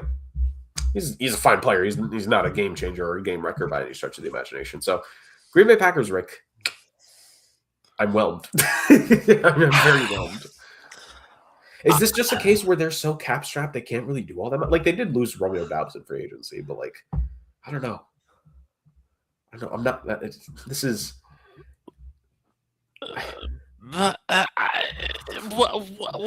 Okay. So it's not only the fact that they lost all the guys that they did, but you're also watching them get significant contracts from teams like the Patriots and the Dolphins signing Malik Willis to a $70 almost million deal for 3 years. And rather than trying to keep Malik Willis around because, the effort, you say, you know what, Jordan Love, we think Desmond Ridder is more valuable as a backup to you right now in this current state. I mean, let's be fair. They were never going to keep Malik Willis. They were never going to keep him, but at least feign and effort would have been nice. They also lose Enig Barre to the Jets, Quay Walker to the Raiders. Here's my problem. I I can't put them above, even though I want to say, did they even try? I can't put them above the Lions because I feel like this is a worse free agency run. Mm. So now I'm stuck. But Do you want to question if the Lions even tried, and do you want to send the Packers to PF Chang's?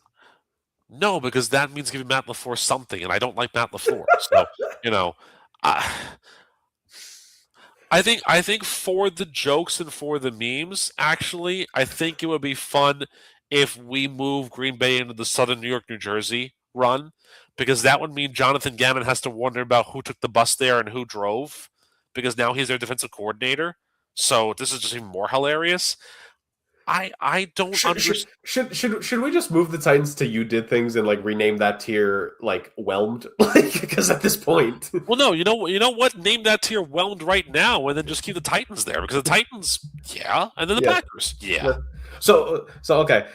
Do any of the teams that we have now that we're going to do this, do you want to remove any of the teams from this so far into the whelmed category? Who the Green Bay Packers are now being added to? Like, do you want to put the Lions in whelmed now? No, because I think Dan Campbell being at PF Chang's is a funny image. And I like the idea of us having the Cowboys and the Eagles on the same line. So just for the memes, I'm going to keep that there. To be honest, I was strictly referring to the Lions. The Cowboys and Eagles are staying lockstep. Yeah, no, they have to. They have to. No, I mean, look, I do kind of see your point that the Lions had a bit of a better offseason in that they tried to fix the areas where they knew they were having deficiencies. I can't say that for the Packers because I don't really know what they think their deficiencies are and what they think they fixed. So, yeah. Well, and now here's the thing, Green Bay. You might be getting joined here soon enough. The last of this division, the Minnesota Vikings, re-signed Carson Wentz on a one-year deal when he is eventually no longer spinning around and around and around and around after being in and out with the injury demon. We'll figure that out. Yep. But thankfully, he may just have to, hopefully for his sake, be the third-string quarterback / mentor to 9 because Kyler Murray has been brought in on a one-year deal after he was cut by the Arizona Cardinals. Aaron Jones was kept on a revised contract. He was initially going to potentially get waived, but then they were able to revise his contract, ultimately lowering his base salary, which, like, yeah, it's not that difficult to do. Everyone does that. Once again, the salary cap is a social construct. That always is. You don't have to cut guys. Just turn their base money into a bonus, and you save cap. I'm okay. There's future seasons and ramifications and all that. That's for the professionals to figure out. Yeah. Anyways, but Aaron Jones was kept. Ryan Van DeMark was brought in on a one-year deal on the offensive line. Yep. Okay. Eric Wilson, 3-year, $22.5 million contract with them. James Pierre in the secondary was brought in on just a nice little 2-year deal. And Tavier Thomas was re-signed by them. And Johnny Hecker was brought in. He's still going. Good for him. Good for him. he's still going out there, ladies and gentlemen. But like really, like defensively, it's mainly just Eric Wilson and Pierre who, decent little players for themselves. Eric Wilson being kept, I should say, he was with the Vikings last year, so he ends up being able to stay with the team for a little bit. And James Pierre ended up being brought in from I'm looking for the statistics, the Pittsburgh Steelers. He has 4 career interceptions. Yeah, that sounds about right for Minnesota Vikings secondary edition. Yep. Unless Kyler Murray hits it out the park this year, I'm whelmed by this class. No. This is below whelmed. Oh, they're Dolphins and friends. This is below whelmed for me. This is below whelmed. This is such an indictment on the fact that they are now ruining the consequences of the fact that they took J.J. McCarthy where they took him. Because they took J.J. McCarthy when they had Sam Darnold, who went off and had one of the best comeback seasons in such a way. They're whelmed, really? Am I? My bad. Thank you. Hello. And listen, all I could have done when you were naming the players that they got, I was literally falling asleep. Not because I've been up since 5:30 in the morning. That's different, but because I'm so bored with this Vikings offseason. Yeah, they did. I imagine their fans are too. And the biggest thing for the Vikings, which is why they're at the bottom, you don't have a freaking general manager still. Yeah. You're 2 weeks away from the draft, and you don't know who's making these picks? I should say for the record, all three of us are available. Yeah, do we even want the job is the question. Like, Hey, hold on, Rick. Okay, if the three of us can work together remotely from where we live at and not have to move to Minnesota. That's fine, but knowing the Vikings, they'd be like, "Well, we need only one of you." So, and truthfully, it wouldn't be me because I don't want to work with Kevin O'Connell. I'd rather just throw him off of the Lake Michigan and a nice boat or whatever the case. What did Kevin O'Connell do to you? Lots of things. We'll talk about it at another show. Okay, so it's just like there's nothing that they did to me that like speaks volumes. Like, okay, so here's to me a big thing that goes on, right? Ryan Kelly retires. And so now you're going to leave it to the center position to, I understand he's got a great name, but a 7th round pick from Wake Forest named Michael Juergens. I mean, shout out to him. I hope he does well. Yeah, I hope he does well too. But I mean, it's a little tough when you have Juergens and Fries in the same offensive line. When did we get a second Juergens in this league? Is he related to Cam Juergens? I don't think so. I think he's a different bloodline, if you will. One's to the sky. But again, if your signings are Kyler and Johnny Hecker, it's like, what are we doing, Minnesota? We're not shoring up the defense that is routinely Swiss cheese. You're not adding anybody else to the offense because you think that Aaron Jones is fine enough, and your third wide receiver option is non-existent after Justin Jefferson and speeds like a race car Jordan Addison.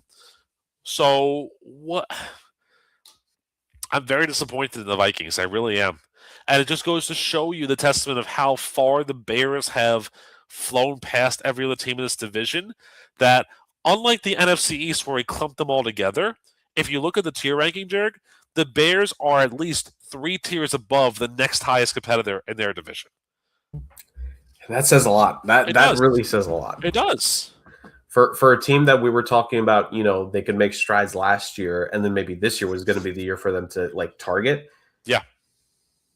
Outside chance at the division right now?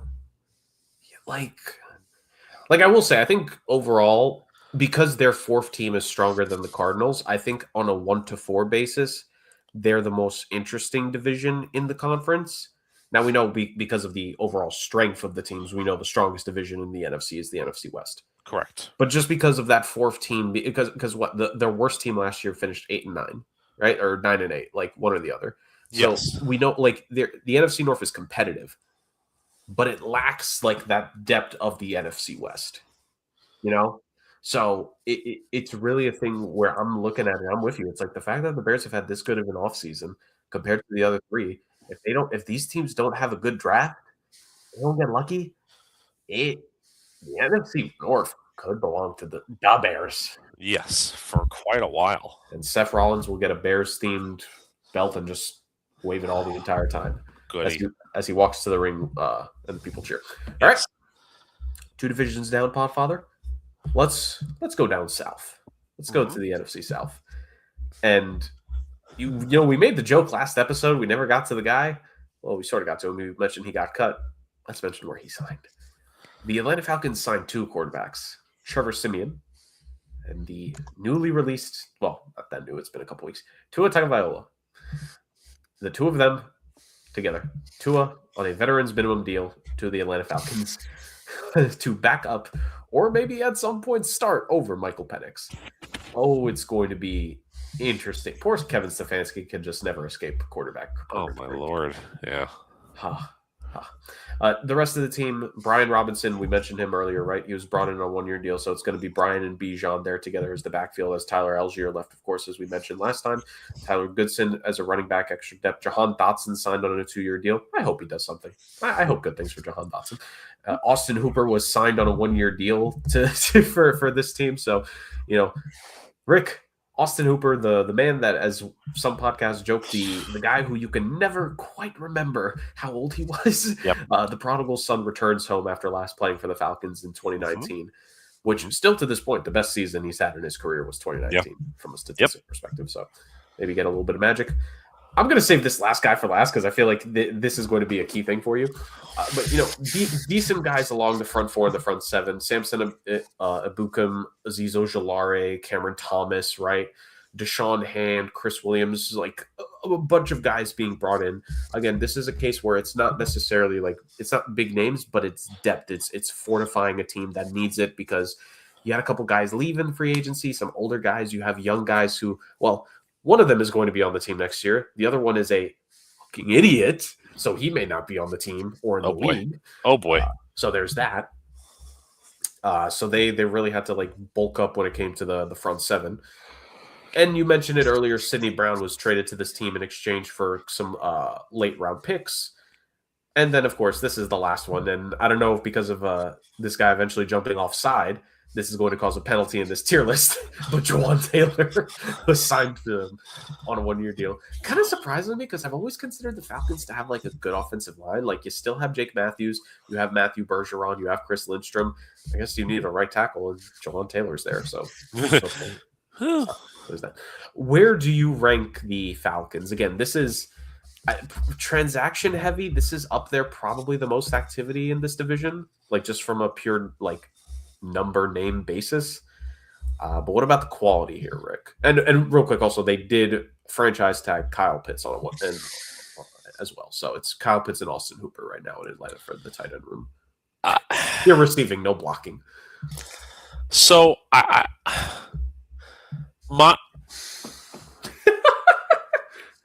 this screams whelmed right now. I don't quite get it.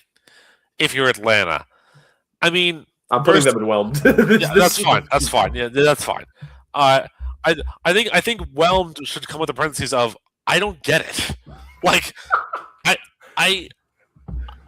so it's bad enough that you have one injury-riddled left-handed quarterback on your roster to then say, you know what, we need a second injury-riddled left-handed quarterback on a roster. And I'm trying to find out, and maybe I'm going to contact my friends over at Elias, if there's ever been an NFL team that has had on their final roster before the season 2 left-handed quarterbacks ever on their roster. I don't know if it's ever happened. I'll be honest with you, because I know that it's like a 2 decades long thing that it was, the Dylan Gabriel Tua Tagovailoa matchup was the first lefty quarterback battle in ages, right?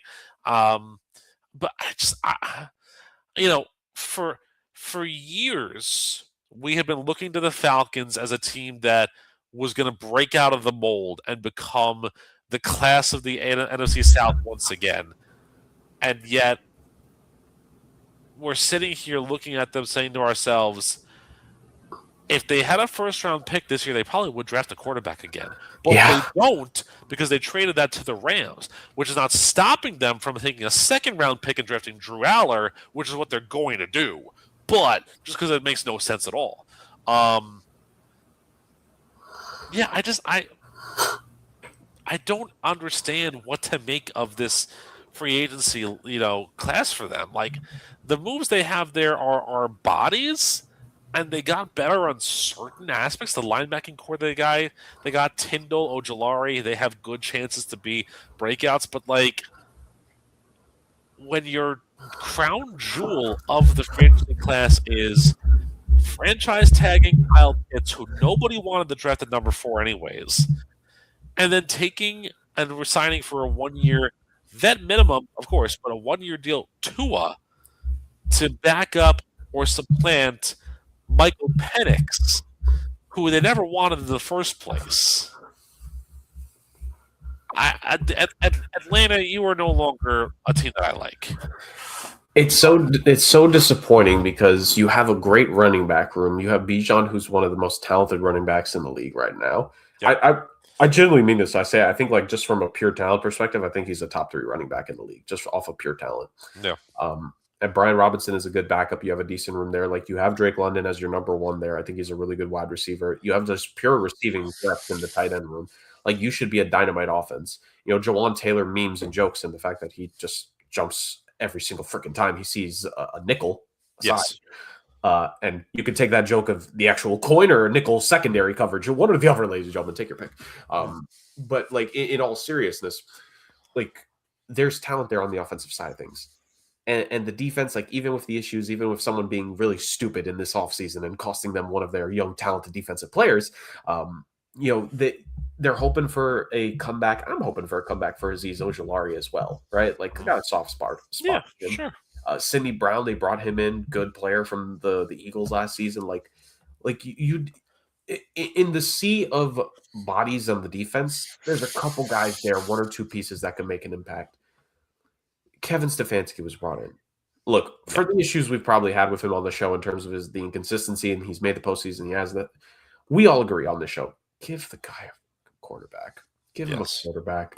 And now it's the situation he just doesn't have one. He left a situation where he didn't have a quarterback for a situation where he doesn't have a quarterback. Exactly. Is this dude forever cursed to just be like the brilliant mind of his time, but like because of the lack of quarterbacks, he's just like, is he the Nikola Tesla of like offensive like coaches? Well, no. You're missing one key element here. One of the years that he won the Coach of the year, he had a quarterback in Joe Flacco, right? So he goes to Atlanta, and Atlanta's like, well, we can't have him have a veteran quarterback again. Cousins goes to the Raiders. Ship him off. Like, we can't be asked for that. Like, you're going to have to, be baseline, borderline terrible because Atlanta's it's Atlanta for Arch in 27, man. That's what it is. Yeah. But you got to get through 26 to get to 27, man. Are they going to be bad enough is the question. Like that talent on the team might cost them the first overall. That's true. It's very, very true. Or they could just do again, like they could trade up for a first round pick again. Right. They've clearly shown they're willing, even though I think they did fire the general manager, if I'm not mistaken. And they hired the Bears assistant GM. So I mean, yeah. Well, I mean, to be fair, like the Bears did trade up for Caleb. But again, unlike the Minnesota Vikings, they hired a general manager. Again, Minnesota, TikTok people, you got 2 weeks to go to the draft. Who's making your picks? Yeah. Is it the Viking mascot? Is it Anthony Edwards? Like, what are we doing here? It could be Anthony Edwards, actually. I wouldn't mind that. Maybe. Give him a trial run. Yeah. All right. Carolina Panthers. Is the whelming going to continue? This team. Okay. Let's run through it. Please. Offensively, they were, nothing too spectacular, like a Rasheed Walker and a Stone Forsythe, decent guys offensively. Luke Fortner was signed on a 1-year deal. Just depth pieces, maybe like spot starters in on the offensive line. Felipe Franks, aside from great alliteration, the tight end room was brought in. No one really, like, superstar-wise, John Mechie III, no superstars, obviously. David Moore re-signed. John Mechie III brought in. Hopefully he could get some possessions and some play there. A.J. Dillon brought in for depth in that running back room. Kenny Pickett, 1-year deal. He's going to be the backup quarterback to Bryce Young as they hope for a big year from him. On the defensive side of things, this is where majority of the deals. You know what, Rick? I got to say, like, I'm almost leaning a little bit on Carolina to where, like, the bulk of the good moves may have been on the defensive side of the ball because... But you don't like Kenny Pickett? What do you think? Answer my own question. Like decent depth guys. Again, Travis Gibson, Isaiah Simmons was re-signed on a 1-year deal. Nick Scott was brought in on a 1-year deal. But Jalen Phillips signed on a 4-year, $120 million contract. Yeah. And Devin Lloyd signed on a 3-year, $45 million, only $25 million guaranteed. I say this with all due respect, Devin Lloyd. Fire your agent, because how did you only get that much after the season you had? He should have gotten the Malik Willis contract. He should have. What? I mean, for great value for the Panthers on that. So this is why, like, with Carolina, I love the Devin Lloyd deal. I actually kind of like the Jalen Phillips deal. Like, if you need help, from creating pressure and stuff like that, like get a guy who he was solid for Philly in the second half of the season, showed glimpses early in his career when he was in Miami, and on a defensive line that, let's be honest, like they ultimately need the support. And I don't always just want to knock a general manager for trying to fill in the need and where they think it's the best place to do it. And if they think Jalen Phillips, adding him as a veteran to this defensive line to improve, can help them out, You got to pay a little bit. We've made multiple mentions this episode and last, so maybe guys were a little overvalued for the sake of the market. Because at the end of the day, there were just no premier guys that went, right? Or the premier guys went so early, you had to just settle. So that's what ended up happening there. But I think there are some pretty good moves here. But again, it's who do we say this for? Is the Commanders, where it's like I like some of the stuff they did defensively. The offense just like, you know, like are you sold on the Carolina Panthers offensively going into next season, where it's Ted McMillan and you gotta hope that Jalen Coker and Xavier Legette are going to be something next year? Well, I mean, you asked me a question to say if I'm sold on the Carolina offense, and what do you know about the Carolina offense? Who's it led by? A number one pick quarterback from Alabama. Yeah. I mean, that tells you all you need to know, right? I will say this though, and he did have kind of a renaissance bounce back when after he was traded last year. I'm kind of excited for John Mechie to see if he can become that number 2 option that he started to become with the Jets. Now again, he was with the Jets, so a stick of gum could be a number 2 option for them. Anyways, it wouldn't be the difference. Yeah, not a high bar. No, not really. Rico Dowdle was a big surprise, but obviously that was also tied to the injuries to Chuba Hubbard and Jonathan Brooks. So having Quadzilla, AJ Dillon there is just more depth than anything else. Trevor Etienne is still waiting for his chance. Exactly. And then, again, their tight end room does leave something to be desired there, but I think, having Jatavion Sanders and Tommy Tremble along with the new guy, Felipe Franks, interesting possibility. Offensive line, Fortner's good. Walker could be good. It's fine, but you're right. The real money where they made their moves was on defense. I don't necessarily know if that was where they needed to go to make these moves, but again, if that's what they wanted to bring in those big guys, to bring in guys like Devin Lloyd and Jalen Phillips, more power to them for doing so. It's weird watching David Tepper give out money like it's, nothing, but here we go. I mean, he has plenty of it. Yeah, he does, right? And I'll give them an extra bonus point because it's nice to have a guy who actually plays the position he's meant to play, with Isaiah Simmons being a linebacker instead of being a two-way linebacker or corner or safety, whatever the Giants had him as. Yes. Stupid. And the Cardinals, like two teams did not figure out like to just commit him to one position. Yeah.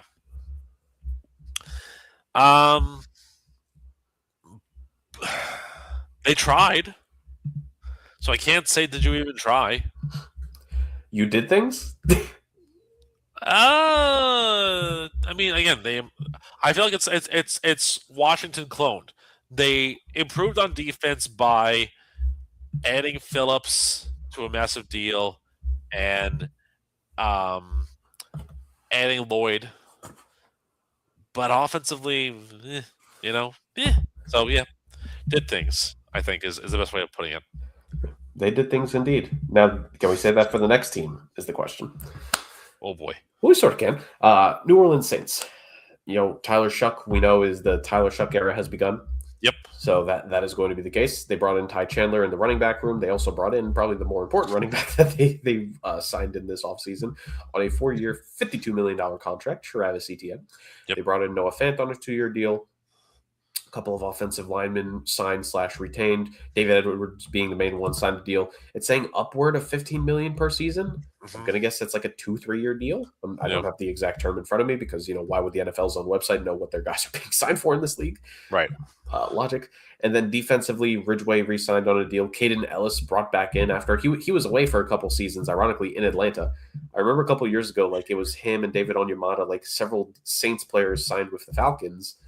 And now that he went to the other side, he's coming back to the Saints in this one.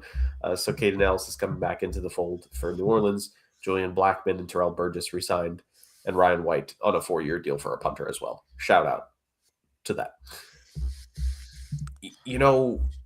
And again, I feel like we're going to be talking about this for the eternity of this podcast. Where like this team, like legitimately, this decade so far for them has been them paying for the sins of when they were a contender.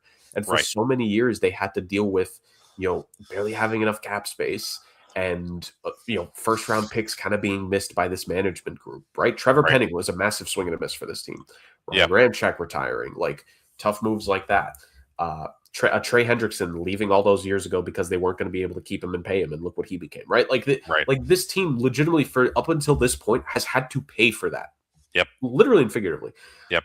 I almost feel like this is kind of the first year where they had a little bit of flexibility to kind of do some things, and they use it with bringing in a couple running backs here where I'm still just confusing why Alvin Kamara is still on the team, respectfully. Like, I don't know if this is just this weird Saint thing that they're trying to, like, see if he'll just leave and retire as a Saint. Yeah. Kind of like with Cam Jordan at this point.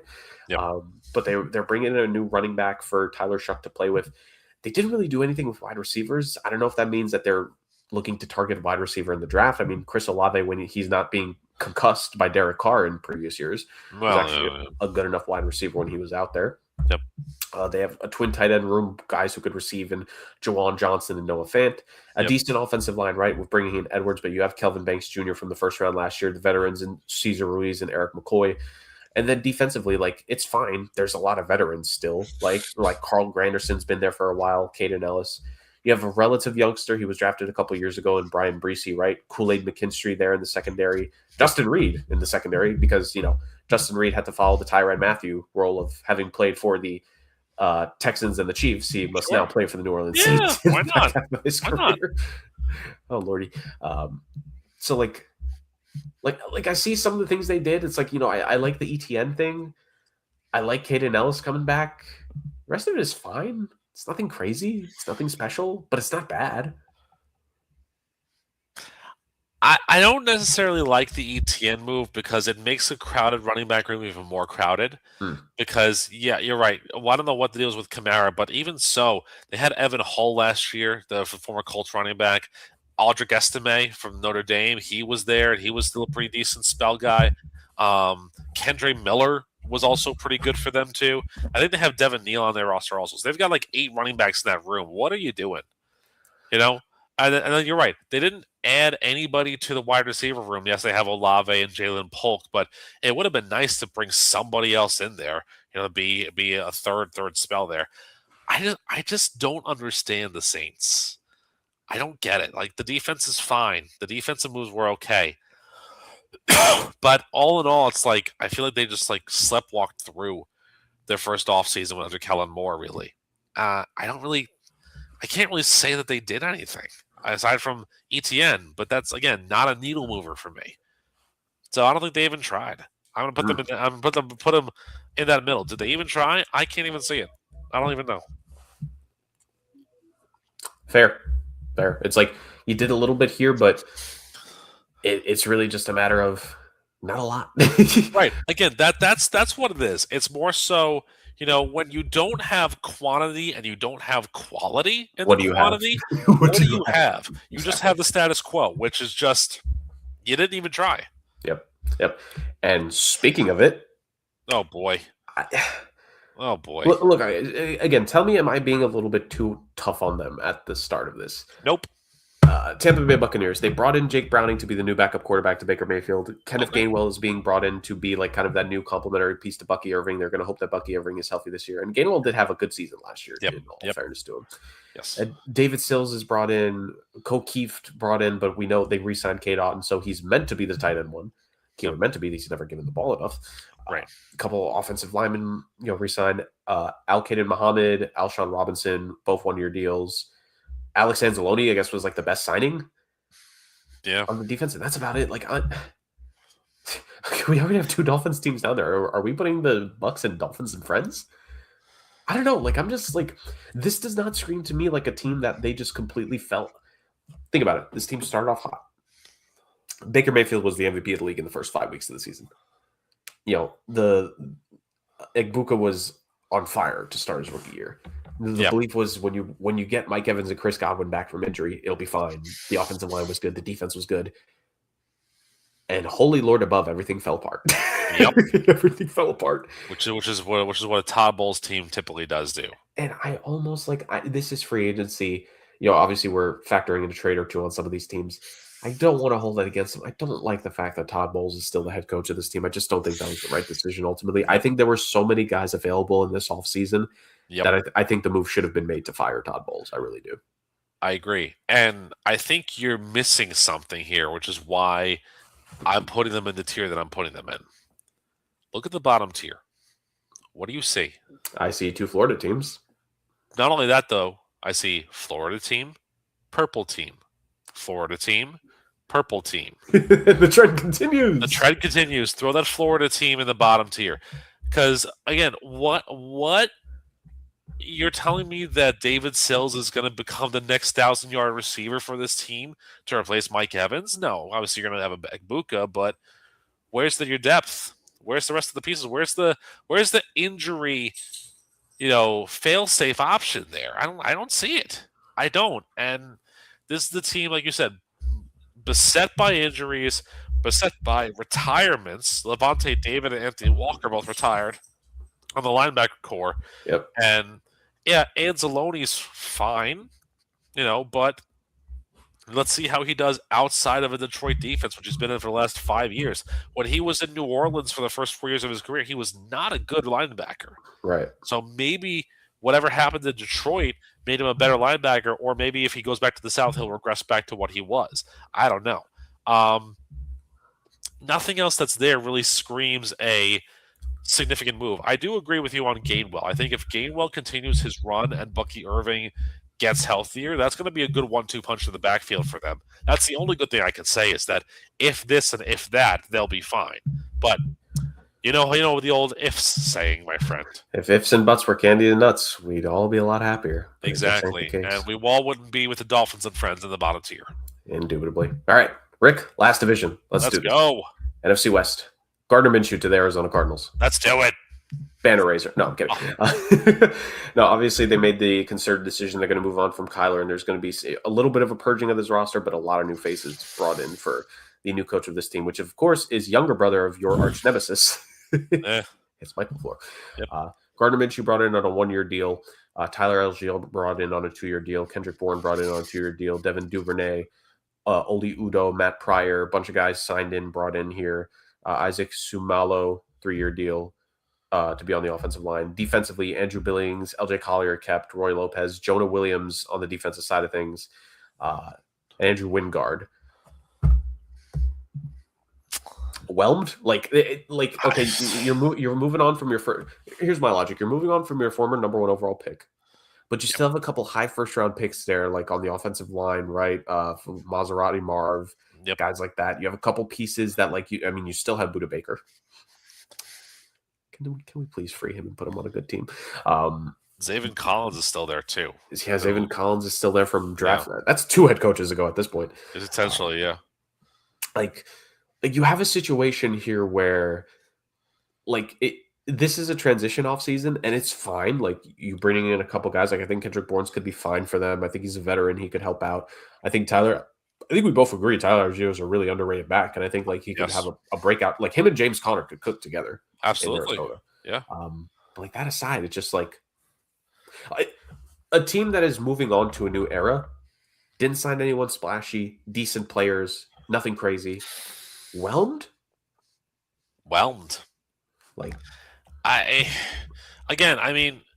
Gardner Minshew is what it is, and so is Jacoby Brissett.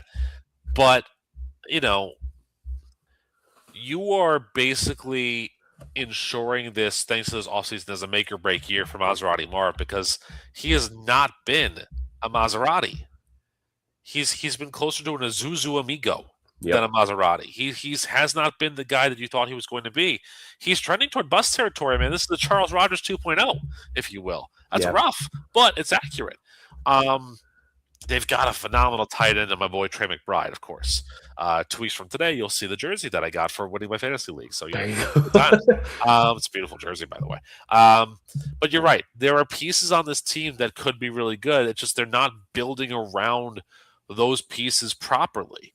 Paris Johnson Jr. is a decent left tackle, but the rest of that offensive line is questionable at best. You mentioned Budda Baker. I mentioned Zaven Collins. Those are 2 key guys in their defensive backfield and linebacker core. Who else is there? What else did they do? They didn't really do a whole heck of a lot. And to me, that's that's kind of what the Arizona Cardinals are. Is that they just didn't do anything that makes you excited to be a Cardinals fan. They were 3-14 last year, so 4-13 is an improvement by metrics, but is that what we're gonna get? Yeah, right. I don't know. I don't know. They're a team that, like you mentioned it earlier just now, Tampa, or not Tampa, Atlanta is going for Arch. I think this team is going for Arch Manning. Oh well, I mean, but Arch is probably going to say no to Arizona and stick in Atlanta because stay closer to home, kid. I think it's going to be a very telling sign of things that it's not going well for Arizona right now. And these next three teams in their division, let's just say I think we're going to be a little kinder to them in the rankings here. Yeah. On this one. Rick, let's get to it because I think we're about to have three pretty good rankings here in a row. Yep. Los Angeles Rams. Depth on the offensive side, re-sign Ronnie Rivers as a depth running back. They like their running back core. Re-sign Tyler Higbee in the tight end room, 2-year deal. And David Quisenberry re-signed on a 1-year deal. And Grant Stewart brought in linebacker, 2-year deal. Nice depth. Yep. Traded for Trent McDuffie and immediately re-signed him, 4-year, $124 million contract extension. Signed Jalen Watson away from the Kansas City Chiefs as well on a 3-year deal. And re-signed Cameron Curl, one of the few good guys in the secondary that they actually did like last year. Re-signed him on a 3-year deal, $36 million. This team saw that the secondary was an issue last year. They saw the secondary cost them in some games, cost them in some late losses, cost them in the postseason against Seattle. And they said, screw it. Let's take the starting secondary from a team that was just more recently in the Super Bowl than us. And I got to say, I got no problem with it. I think they should be in one of our top 2 categories. I think the LA Rams said, we're a great team. We're going to bank on our guys. We're going to be fine. We'll do whatever draft decisions we need to make. But we're going to – they had the extra draft capital, and they said, why try to guess on a Trent McDuffie when you could just trade for him? Yeah. This team goes all in every single time, and I like a team that's willing to go all in. They need to be in one of the top 2 categories to me. So they didn't have a lot to do. Like no. You're right. A lot of this has been us. Like, okay, relative to what you did last year, your roster, This team just didn't have a lot to do. No, they didn't have a lot to do, and I think they made significant moves because this group knows that this is probably their last go around because Stafford's running on borrowed time, I think. And so, I mean, he had a phenomenal year. We talked about him in the first segment. He had a phenomenal year, MVP caliber year, but you can't expect that to continue. If it does, great. But they did the right thing, and adding primarily on the defensive side of the ball. Defensive secondary was huge for them. I'm hesitant towards putting them at the banner raiser just because I'm thinking about the other teams that we still have left to go. And I think for me, there was one team that I think did a little bit more significant more moves. But then again, a lot of them were just primarily risk signings. This was going out and getting what they needed to get. So that's kind of where I'm in my toss-up here is, do I give more props to the team that went out and did what they needed to do, or give more props to the team that re-signed the guys that helped them take everything last year? I mean, we could reward both at the end of the day. We don't need to be stingy. Like, we could have – if we want to believe there's 4 to 5 really good teams, we can reward them with such credit. Nah, listen, you know what? Put the Rams up top. There you go. Put the Rams up top. I think McDuffie and Watson and Cameron Curl, that's a significant it's not, like I said, it's not the quantity, but it's definitely high quality for what they did and what they needed to do. I'm in favor of putting the Rams up there. Yep. Same. And I think we're only going to continue to add teams towards the top of the list more than to the bottom here. Yep. The San Francisco 49ers, decent little move in re-signing Patrick Taylor. That's nice. Christian Kirk was brought in, wide receiver 1 in this podcast, hardest in history for all time. But the real deal, they brought in Mike Evans on a 3-year contract here in the last years of his career. If he could stay healthy, which, to be fair, they have a decent track record of helping a couple guys stay healthy, question mark. It goes both ways. Guys will get hurt.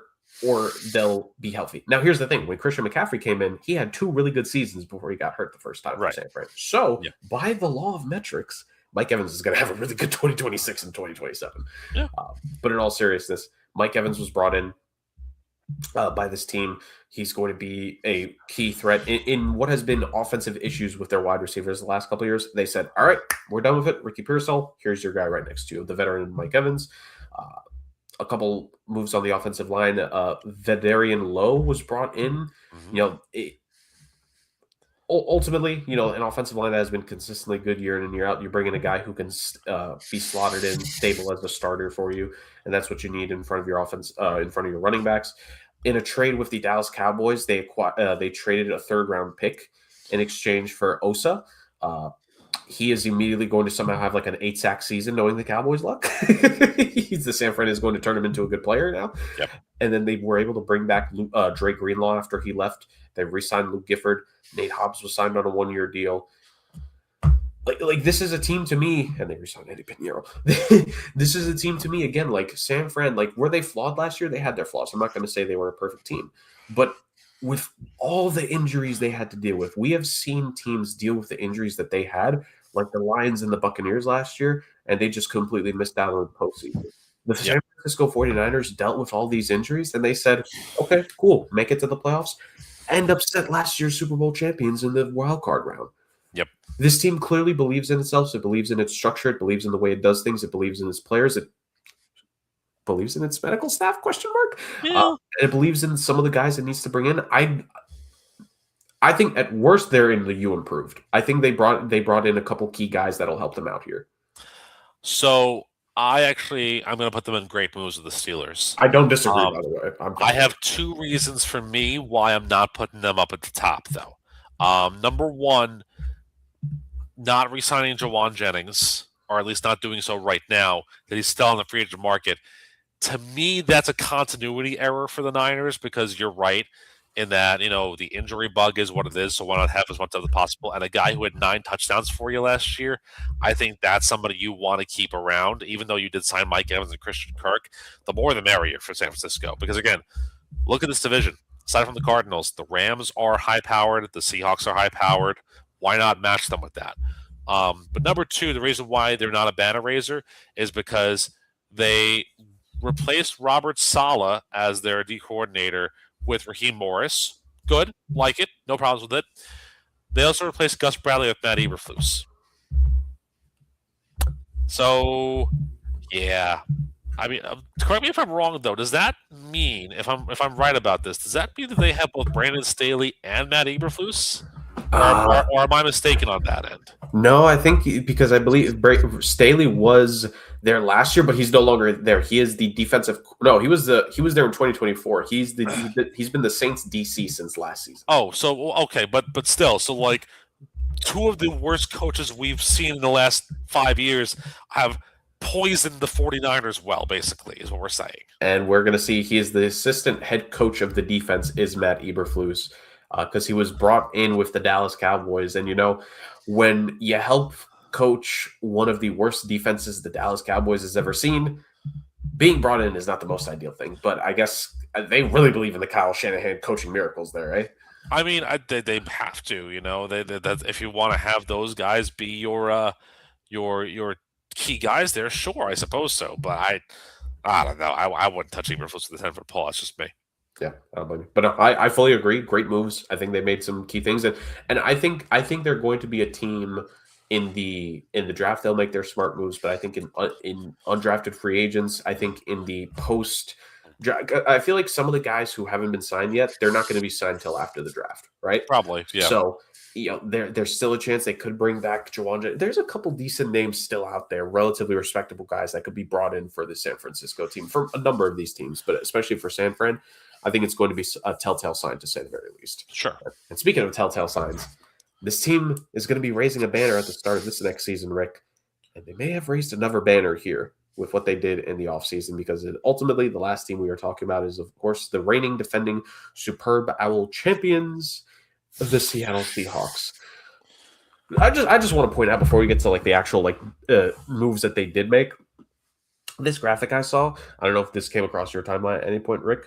The Seattle Seahawks 2022 draft class total contract value for them, even though they only kept a couple of these guys, like just the amount of money that this 2022 draft class of Seattle ended up making for themselves. Charles Cross, $104 million. Boye Mafe with the Bengals, $60 million. Kenneth Walker, $45 million with the Chiefs. Abe Lucas staying in Seattle for $46 million. Kobe Bryant to the Bears. Tariq Woolen to the Eagles, $40 and $15 million. And Bo Melton to the Green Bay Packers. All in all, $311 million in total contract value by that draft class. What a draft class by John Snyder. Absolutely. And he's going to have to make another good draft class because they do need to do a little bit of replenishing. But the defending Super Bowl champions had a relatively good offseason, I think, for all things considered. I think a very underrated signing here, before we get to the guys that they ended up keeping and like stuff like that, Emmanuel Wilson, who they took away from Green Bay, the last couple of seasons and the spot time he's gotten in, over 100 attempts each of the last 2 seasons with them, and 4.9 yards per carry 2 years ago and 4 yards per carry last season.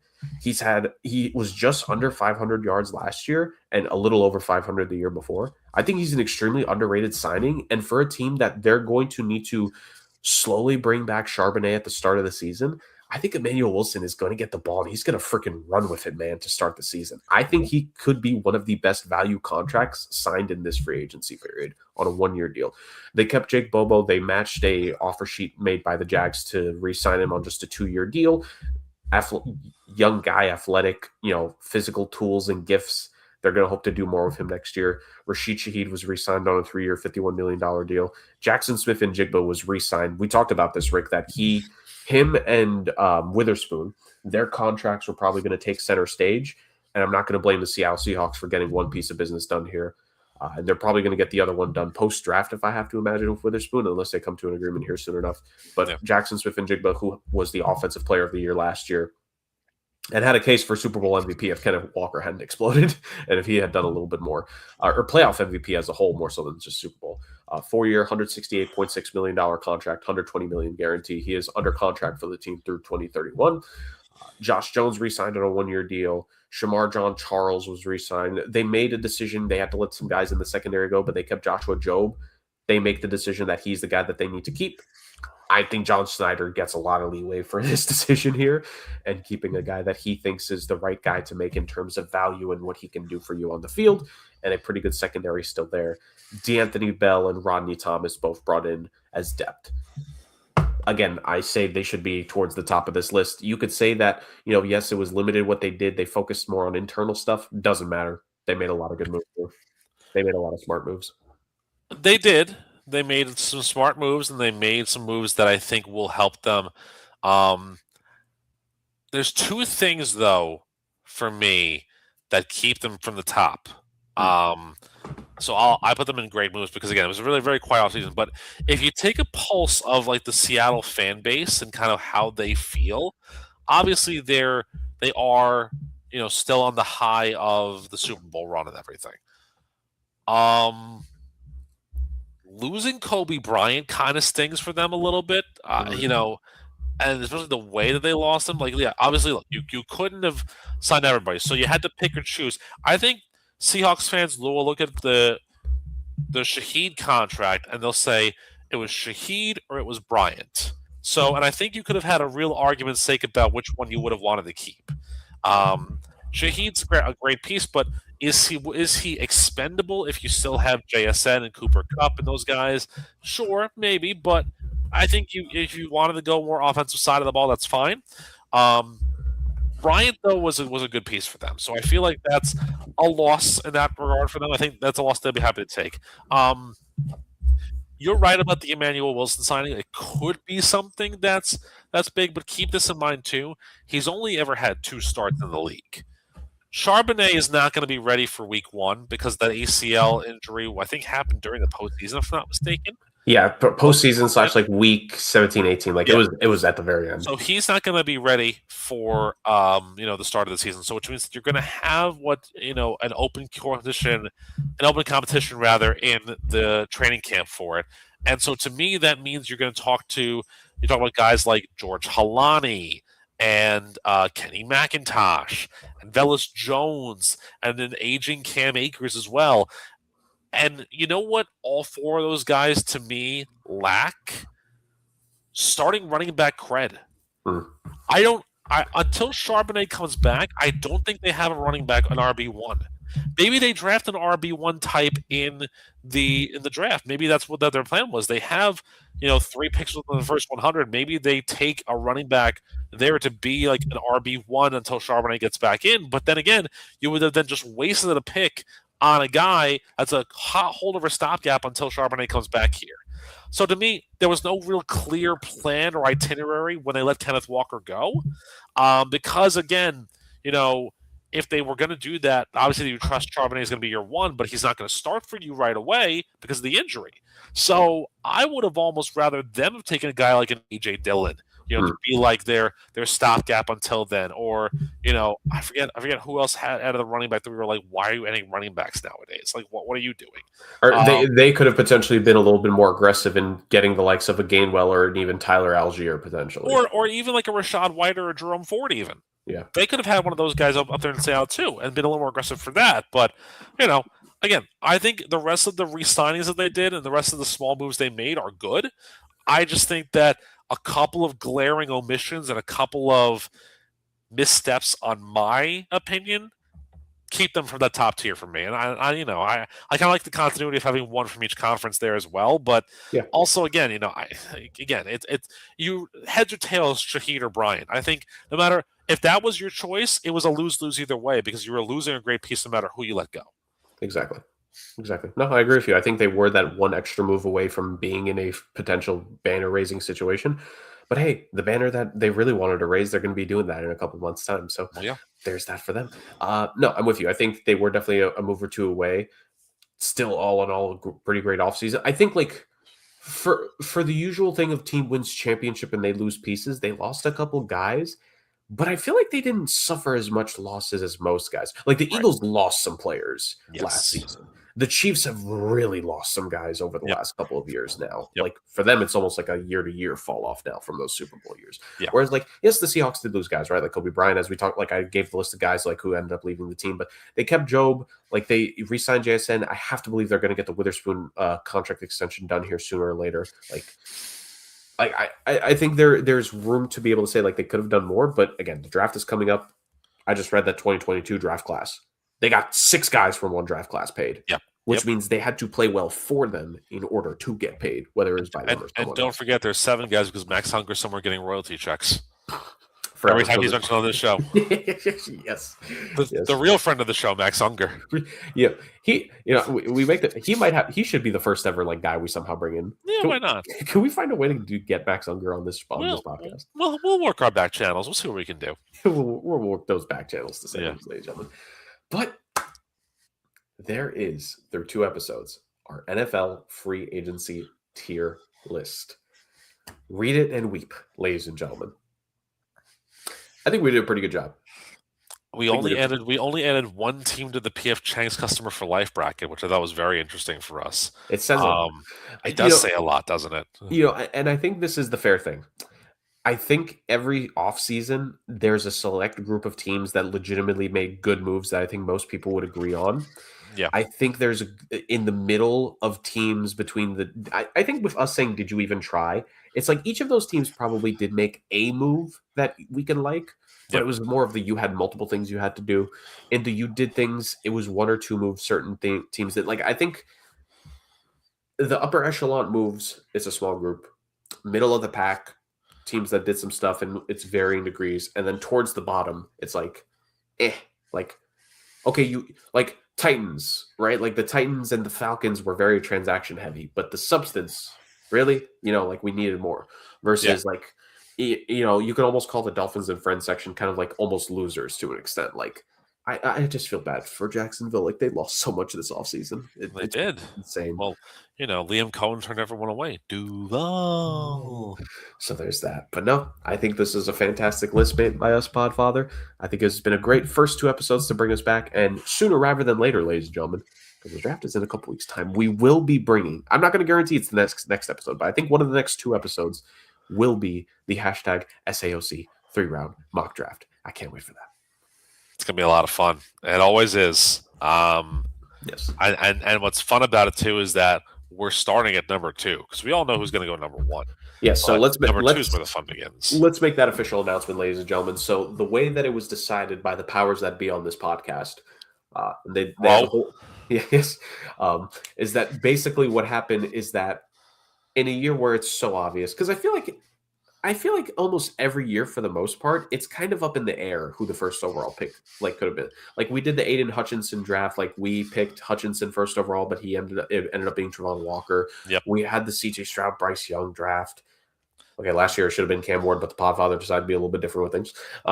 Hey, the year before that, I stuck to Caleb Williams, even though I wasn't going against everything I believed in. Okay, so indeed. yeah. I was gonna say maybe giving you back-to-back first overall picks was the big thing. That was your own mistake, dude. Yeah, look, the wheel decided it. Okay, I don't know if that's true. Yeah, but this year we were like, okay, you know what? Obvious first overall pick, and it also would have been 100 picks with including it. So the first overall pick will be an automatic selection made by us on the podcast, and then we just go from there. So Rick, Justin, and I have all been given our select group of teams. We all have exactly 33 picks that we're going to make. And from the math that I did when I had to help, finalize it, I believe we're in a situation where none of us will have back-to-back picks being made in the first round. So like, it'll be us constantly flowing in between one another. Like we could see a case where it goes like Rick, Justin, myself, or maybe I'll have a pick. Justin goes, then I go again, but then it'll be like Rick, Justin, like stretches like that. Like there might be some stretches for us, but ultimately like no one is going to go 2 times in a row in this, which is kind of like what has been our issue in the past drafts. Yeah. So we're gonna have a little bit of fun with this. Again, oh yeah, we'll plan it out, ladies and gentlemen. It might be the next episode, might be the one after that. But this 3-round mock is gonna be such a fun time. Yeah, don't forget also too, we have the return of the fandom bracket coming up very soon as well. There are some new leagues that are out there too, so I've kind of had to like retool the way that I've been thinking about this, but it's gonna be a wild one, that's for sure. I'll say this is a 256 team bracket that's going to be pared down for you, ladies and gentlemen. By the time we're done, my daughter will be in college. That's how long it's going to take. I'll say I think we need to pick up the bracket at like the round of 16. I mean, you wanted the full episode of just the bracket. I'm thinking to myself, what are you actually signing up for, dude? Come on now. Yeah, round of 16 will probably be better. Yeah, we can like a nice little Sweet 16. You could give us like a nice recap, like round to round, blow to blow. Oh yeah, or maybe I'll have somebody from the ether video record all that fun stuff. Potential. Bars. nice little Bars voiceover. Why not? No, here's the thing. If we actually invited Bars for that full episode, he'd be down 100%. Oh, with the draft or the bracket? Well, both. Not enough time to get him into the draft. No, maybe he should be our host, but maybe he should have gotten married. But that's not here nor there. Oh, no. Love you, honey. And on that note, while the pod wife suddenly starts trekking back to give some strong words to Rick, thanks so much for joining us on this week's edition of the Sports Agents of Chaos podcast, ladies and gentlemen. The NFL Free Agency Recap Tier List show is a fait complete. The AFC and the NFC have been ranked. We've given our opinions. Critique us below. Do you agree with where we put teams? Do you disagree? Are you an upset Dallas Cowboys or Philadelphia Eagles fan? Please comment, because we don't care. Well, we'll take the traction to help us get into the algorithm a lot more. That is true. Yes. Help us become friends with the algorithm gurus over on YouTube, and be sure to like, comment, and subscribe to the Sports Agents of Chaos podcast YouTube channel for more episodes like this filled with fun, football, and chaos. Thank you so much, you beautiful human beings, for joining us on this edition. We'll see you guys all next time. Thank you, everyone. And bye-bye.